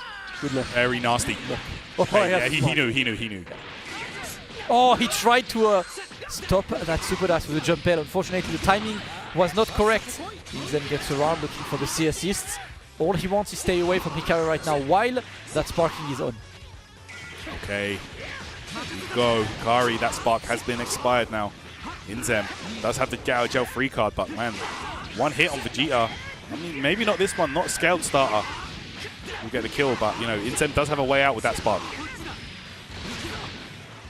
What do we go for? Oh, he knew. He's looking to bait, man. He's looking, but I don't think Inzem's gonna bite the bait that easily. Yeah. The assist unfortunately not working in Inzem's favor, and now he's forced to spark. And he's looking to get something of that spark. The vanishes. Great movement. There, Inzem is getting the opening, and there we go. Just goes for the classic combo. It's gonna build a good amount of meter. Should be able to tag the base. Vegeta out at the end of this. There we go down. It's a little extra meter, bro. He built like 4 bars of this. I think this is dead off the level 1. Oh, he doesn't. He wants selling. Yeah. Beautiful play from Inzem. So optimal. And he got just a few seconds of sparking left. Maybe for an empty vanish or something. Now, decides to not take a risk or to watch out. Hikari happy to block. Look at these dash blocks. Look at the way both of the players refuse to give a chance to the opponent. Yeah. That could have meant death. There we go. Straight to level 3. Yeah, let's go. Set it up. Solar. Kamehameha. All right, Hikari has to defend now. In front. Oh my gosh. So tense, bro. Hey, Hikari. Air to air. Pickup is clean by Hikari. Is going to send him all the way down. Go for level 3. Potentially vanish. And then it's the left-right mix. The classic. Let's get it. Let's see. Good block there from Inzem. Oh, he jumped straight into the... He jumped straight into the angle of the disc, had the block, and then that allowed Inzem to get the mix, open him up, and this is going to be a dead Vegito. Drop him down 1-1. Inzem takes the first game. The first person, by the way, to take a game off Hikari this weekend. Exactly. We're in grand finals, and we finally see Hikari losing a game. Damn, it took a while. But Inzem is showing that he's entering this grand finals in max power mode. Game number 2 starting. Hikari looking to fix the timeline right now, but Inzem just gets the rocket kick. Impossible to convert. Yeah, unless you use that spark, but maybe Inzem... Oh my gosh! Yo, this is so much damage. That's gonna be a lot. Illegal starters. That was haram starter, brother. It's Ramadan. Don't do this, bro. Okay. Oh my word. Yo! Oh, the great barrier call to sick. stop Inzem from getting in. Hikari's awareness is still out there. Of course, of course. Really looking for those, man. That barrier assist, just incredible. Caught him air to air. He went behind for a moment and then was back in front. This should be a dead Vegeta. Yep. Drop him down. Bring him in. 1-1. That's dead. Clean play. Hikari really looking good, and I think that's one of the testament how good Hikari is. I think Hikari's, mental strength is incredible, right? I never really see him cracking under pressure. I don't really see him doubting his skills. He's confident, he plays his game, he changes that cell, and he's going to play a bit with him in the corner. Go now, look at this. Again, pressure. Mid-screen here. Trying to bait Spark, perhaps. There's that grab attempt. Perfect attack. Cross-up. Inzem gets the hit. Hikari now. The one that has to defend again. Oh, a rare drop from Inzem. Yep. Being pretty consistent on this, and he has to watch out because Hikari is not the one to drop. Great tech. Nice. You have to have that. Okay, that rolling crush. Safe on block, of course.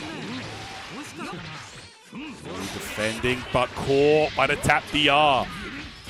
eventually you get opened up. Really hard to block for that long. And now Hikari going, no! Listen, dropping left, right, and center, but that was a setup. That was a frame kill. Advanced setups, you don't know. All right, Inzem now down to the Android 18. Another incredible anchor character, by the way, but, you know, against a guy like Hikari with Spark, I don't know if that's possible. Did catch the assist call, though, on that 17. I know, and I feel like against a guy like Hikari, Anchor 18 might actually be a great choice. Oh my gosh, this is huge. Level 3 now. You know, being able to shut down those assist calls. You know, and Hikari, a very assist-heavy player, might be able to do something for Inzem here. Let's see. Yeah, 18, an excellent anchor as well. Let's see. Yep. Can make it work. He's got the spark. He can easily build meter, you know, with just falling 17 with the barrier, you know, absorb stuff. There we go. You stop the assist call. You said it best, right? Stop him from using that 17 too much. I've got my own 17 to work with, and it's better. Okay, here we go now. This is going to be huge damage right here. Let's see. Hikari will go for level 3, I imagine. Yes. Okay, final Kamehameha. Inzem, it's all about the spark now. How do you use it? Okay, he's not going He was thinking about it. He's thinking, he was like, you know what, that's the most obvious bait. Yeah, but you might as well just pop it now, because I don't think you're going to get a chance if you get hit now. I think he wants to there we go. You said it best, Aaron. That was the moment. Maybe, you know, go for a raw spark activation. Yeah. Because right now you're dying with spark, and that's not going to be an extra spark for you next game. You're simply going for a game number 3. It's 1-1. Hikari is out there. It's in that situation where you just have to use it. Like, you know, you're going to die on the next hit anyway. You might as well at least, you know, try to have the spark in recovery save you. Yeah. All right, here we go. 1-1. 1-1. Game 3. Hikari is locked in. Inzem is in. Oh my gosh. Brother, the damage on this. Hey. Oh no, another drop. Yeah, a couple drops on the last game as well. Starting to look a bit slippery on both players' sides. Right. I guess that's, you know, that stage. This is grand finals of the World Tour, man. You're going to be having those situations where you just have those drops. It must be so nerve-wracking up there. Full combo re-jump. Nice. Man, Vegito got so many new combo routes. Yeah, Hikari is always using the right one. Forcing in the corner, yeah, 6-7, happy to block, got to watch out, my god. Inzem's defense, extremely solid. Such defense. But then the esports kicks are the menace there. Of course, man. Here on the esports stage. What? Oh my word. Situation where you land and you're not entirely sure where you landed, and you end up between two characters. You're like, hold up, who's the point? Who's the assist? It's too hard to like realize right now where you are. Like straight away, and Hikari is going to take advantage of this level 1-1-1. Dead? I don't know. Dead. Yes. Just about. Last this hit. Team is ridiculous for the HC. Very, very strong. And now Hikari looking good, taking the lead. Oh my word. Spark? You might spark and kill. No. Oh, okay. I mean, it's a ton of damage regardless. Yeah, because he got to 17. Not yet, yeah. Not going to extend this one. I think his stun decay would have betrayed him on this. And now good luck. You've got to block this. There we go, the low. Maybe thinking triple overhead there. Usually the option Inzem goes for in that situation. Yeah. You got 2 of them, by the way. And I love this. He goes straight for the level 1 that does a bit more damage to potentially get more of that blue life off that 17. Hikari, you need to potentially run away right now. They still spark. He could have actually swapped into level 3, and I think it would have got a bit more damage. That's true. Yeah.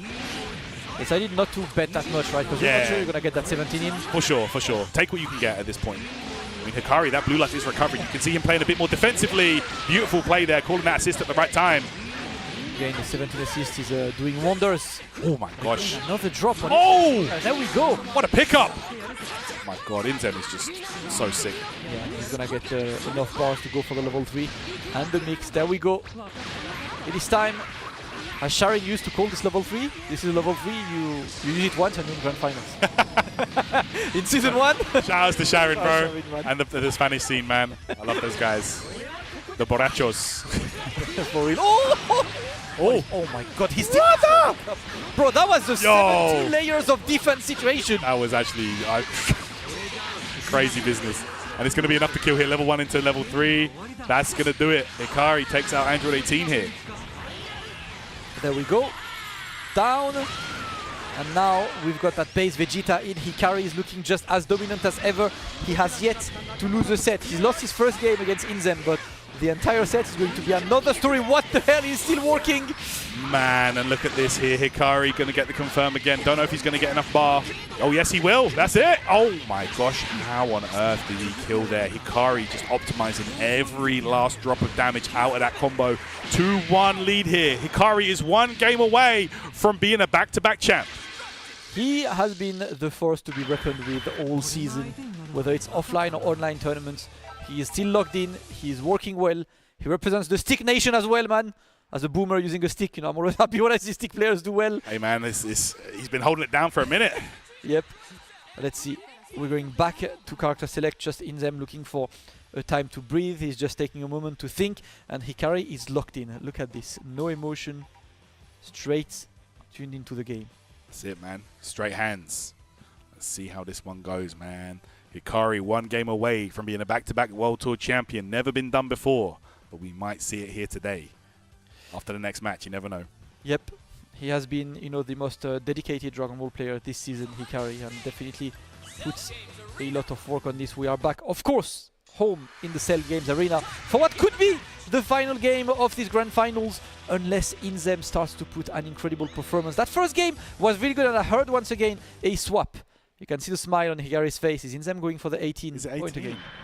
It is. See that red ribbon jacket? Yeah. All right, let's get it, guys. Here we go. Inzem, we have to try and make something happen right now. It's do or die for this young man. Championship point for Hikari right now, and he's looking to get the first opening. Oh! Reflect is baited. He's It will dead. get medium starter. Are you going to go for Mark Straight? No. No, okay. Goes for the side swap instead, realizing that Spark at this point in the game, Damascus, is too much of a valuable resource to just be spent on TODs. Yeah, it's okay. Oh, this one could have been Gosh. baited. So- Lucky moment for Inzem. That could have been way worse, Terrence. Yeah, that was a scary moment right there. Okay, barrier. You like barriers? I got you, fam. Very nice. Yeah, he delayed as well that punish to get the 5M starter. Excellent play by Inzem, going to go straight for the level 3, and now there is a mix. Hikari, are you sparking now? Let's find out. Let's find out. Hikari, such good defense, but oh, I saw some movement there. Maybe a dash block attempt. I'm not sure. Regardless, Hikari gonna lose Gogeta Super Saiyan Blue there and then. The Ugg boots. No doubt. Supreme. The best, bro. Oh, the perfect attack as well, catching that Vegito slip in. And now Inzem going to get his extension straight to the rejump. Cell gets so much corner carry, he's going to put the opponent straight to the corner. Hikari looking for the way to escape. They go straight for base Vegeta, okay. Hey, he wants Vegeta in here to deal with Vegito. Okay. Oh my god. Yo, he just did dash up. 5L? He believes in his buttons. Yo. Again, he's going to get so much bar here. Look at this, the battery of the team. It's Andrew 17. He's going to be level 3 on the way. Charged up the blitz as well, so he does have that resource. Yo. Literally. Bro, this mix-up is evil, man. 16-way mix. Bro, what is this? Where does it end?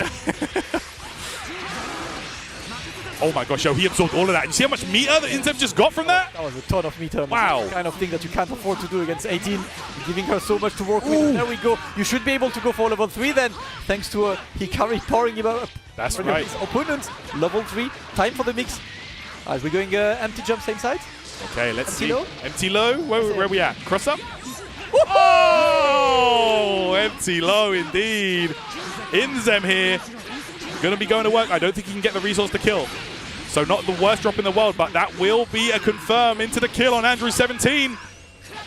Alright, Inzem keeps the lead right now, and he's looking to make it a 2-all. He's looking to send us to a game number 5. Hikari fighting for his life with the Vegito. Could he make it happen? It's still very winnable for Hikari, because that 18-1 situation, but the instant air dash is going to take a huge opening. Cell assist is coming back slowly but surely. He's looking to extend as much as possible. He cannot kill just yet, but now it's time for the mix. Mix! Where do you block, my friend? Let's find out. Can Hikari deal with the pressure right now? Cross up blocked. Cell. Okay. Andrew 18 getting the kill there. Inzem still alive in this, guys. Match point saved by Inzem. We're going to 2-all game number 5, and now it's pretty simple. It's either Hikari winning the World Championship, or we are treated to a Grand Finals reset. And you can see Inzem, big smile on his face. He found his groove. It took a while, but that game might have been the reference game to think about for Inzem. Absolutely, Inzem there. You know, really just remembering, you know, why he loves this game, and it's brought him back to this point. Here we go, guys. It's 2-2. Is it going to be a reset bracket, or are we going to crown our new champion right here, right now? Heard the point swap as well. I think we are keeping that 118 point. Yeah, that Android on point, 18 on point has been very good to stop Yasha, and let's see if he can keep going on Hikari. It is 2-all his match point for Hikari, or his bracket reset point for Inzem, and he opens up with a super dash that completely eliminates that assist, and we send Hikari's Gogeta Blue in the corner. Knockdown time, and he's going to call the assist there, call 17. Okay. Yo, and the H connected. This is huge damage. Bro, he hit base Vegeta out and then chased the point character. Okay. Equal left, equal right. There we go. Everyone gets hands. Okay, the spark up immediately. And now Hikari has to defend! Oh, he baited that so well, and now this spark time could be completely wasted on Hikari's side. Absolutely, look at this. He's building a ton of meter as well, and he's going to go for his own man. level 3. Let's go. So far, bro, it's a 50-50, and Hikari blocked the last one. So if my math are correct, this is long for man. This is not looking good. Oh, in front, the reflex. Oh my gosh, oh, 2 airmen, and it connected. This is going to be a dead character if Hikari does not drop this combo. Okay. All right, yeah, and it's a dial-up combo, my brother. It's pretty straightforward for Hikari. He's going to be able to send out the troublemaker. That is Android 18. One step made towards the trophy. Hikari has 3 characters, and Inzem has to fight it back. Oh my gosh, round start. Split finger shot. Super dash, and it's full combo time. Hikari gonna get so much damage here on this cell. Inzem in trouble. Level 3 time. Let's see. Final Kamehameha, what's the pressure? Just 5L. Jumps out. Escape. He's still able to hit a bit of that 17. We block those. Oh! We block those! That's a happy birthday! Oh my god, at least he gets to kill Cell early. And now Inzem in a mighty difficult situation. Tyrant, he needs an absolute miracle to bring this one back. It's base Vegeta in pretty much a one-touch situation. 6 bars, can he make it happen? Hikari opened with a dash. Oh my gosh, it's not looking good. Inzem took some bonus damage on this Vegeta just a moment ago as well. Okay, he's trying to stay alive, and this is not looking easy though. Huge uphill battle ahead of him. Can see the dash blocks. Hikari is happy to block that. Yeah, try me. My defense is alright. The reflect, there's no choice on that super dash. He's happy to block this. Blocking the cross up again. Inzem is waiting. Getting away! And he's getting an opening. Going to send man into the corner. And now he's got enough bars, of course, to set the level 3 mix and try to destroy that Vegito. Oh, it's Rob! Oh my gosh, that was so crazy right there. But Hikari finds the hit, and this could do it. Damascus, he's going to close it out. Hikari will be your back-to-back Dragon Ball FighterZ World Tour champion! Oh my gosh! An incredible weekend for the American player, and once again the title ends in his hands. He has looked absolutely invincible throughout the entire weekend. Did not drop a single game ahead of Grand Finals. Inzem was the first to take a game of him, but a game is not a set. Hikari is your invincible champion. Wow, what a performance here. Like you said, not dropping a single game until the grand finals stage of things. But there you have it. It will be a back-to-back championship win for Hikari. He's going to secure the 2024-2025 season trophy. Well deserved from this young man. He has worked so hard, and as we said, we said it multiple times, right? He is one of the most dedicated players around. He enters every available tournament, and this is just a testament to how hard work reaches places for you. Hikari looking absolutely ridiculous. A well-deserved win for him.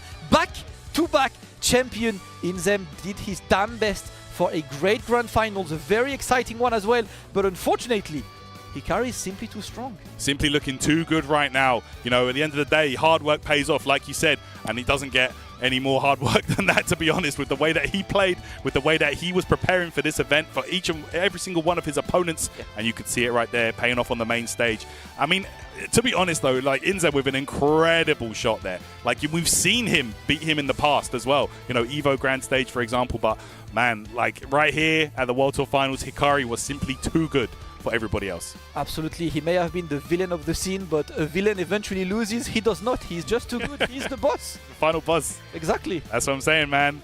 There you go, man. Like, love him or hate him, you can't doubt his skills in the game. Absolutely. Incredible performer. Absolutely. And again, right, like that's the thing that I repeat once again as well, like in a time where a lot of people play a bit less of Dragon Ball Fighter, Hikari has been the guy who's always there. Exactly. There's a tournament, I'm entering. You were in a tournament, he's there. I'm in a tournament, he's there. No matter anyone running a tournament, he enters. For sure. Wants to play, keeps tight, keeps sharp, and shows why he is the big boss of Dragon Ball Fighters right now. Won the World Championship last year, won the World Championship once again this year. This man is simply unstoppable. No doubt. Just looking way, way, way too strong. Just really has made that team his own. Yes, it might have been Yasha that brought that team to the forefront, but Hikari is the one that has carried it into the current generation of Dragon Ball Fighters, just reinventing strategies and just, you know, incredible play across the board. You know, the way that he uses assists is just like, it makes the game look like a one-player game. Like, he's literally just looking too good.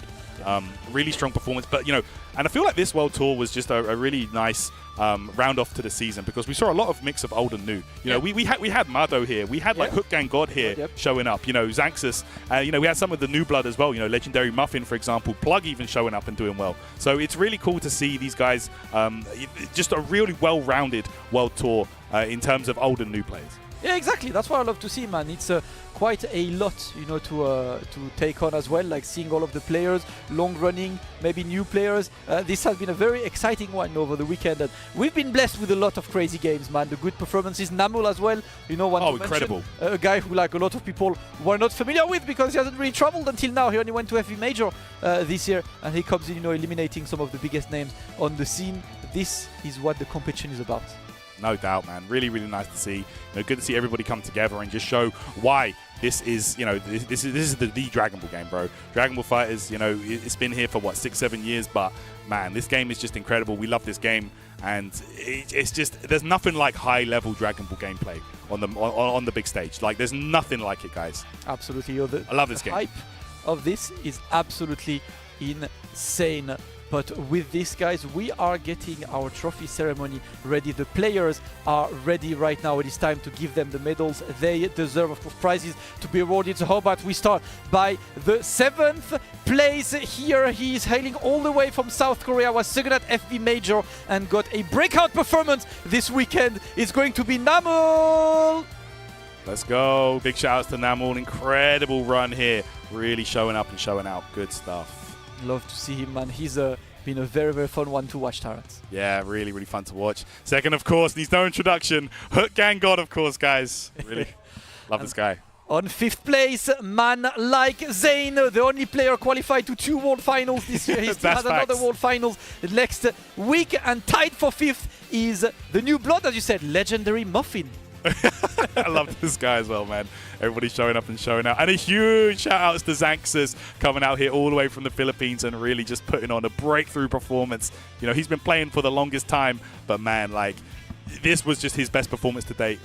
Absolutely, really and you can see, you know, he's really happy to bring that medal home. Xanxus, his smile is brightening the entire room as this guy is nothing but good vibes and a well-deserved position for him. Shout outs to our players from 7th to 4th place, but of course it's time to welcome the podium of this World Tour Finals. Top 3 about to pull up on the main stage, Tarrant. And as we said, right, that's kind of the logical top 3 seeing the season. Even the order, I feel like it's the perfectly logical order. Yeah, I hear that. Looking at the players that were here, you know, if you just were to pick out the 3 strongest, undoubtedly it's these guys, you know what I mean? So, yeah, well-deserved effort from these guys. But we're going to take a look at the stage here with our top 3. Let's take a look right here. Of course, man, you can see on the left side of your screen, it is none other than Yasha, a guy that, you know, wanted to qualify for this stage of the World Tour so badly, made it through here, and just an incredible run. Yep, and second, of course, the Evo champ himself. He made a valiant effort today. Could not get it in Grand Finals, but always exciting, Inzem.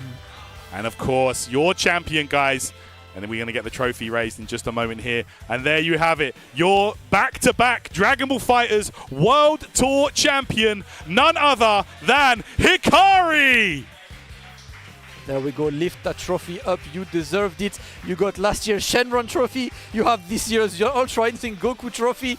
Big smile on his face, of course. Hikari has defeated all possible competition to get this win. And man, he has looked ridiculous doing so, man. Yeah, really, really strong stuff. Man's got quite a collection going on at home with these trophies, bro. Telling ya. Evo champion, back-to-back World Tour champion. Like, no, that's a very, very short list of people that are able to do that, let me tell you. Yep, and the two-time world champion, that's the first time it happens, let alone back-to-back.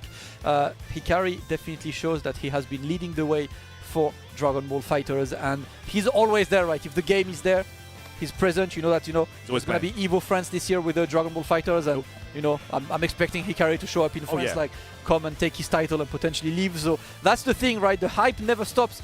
Hikari gets that win, and man, right now, absolute undisputed king. He's the undisputed best right now in the game.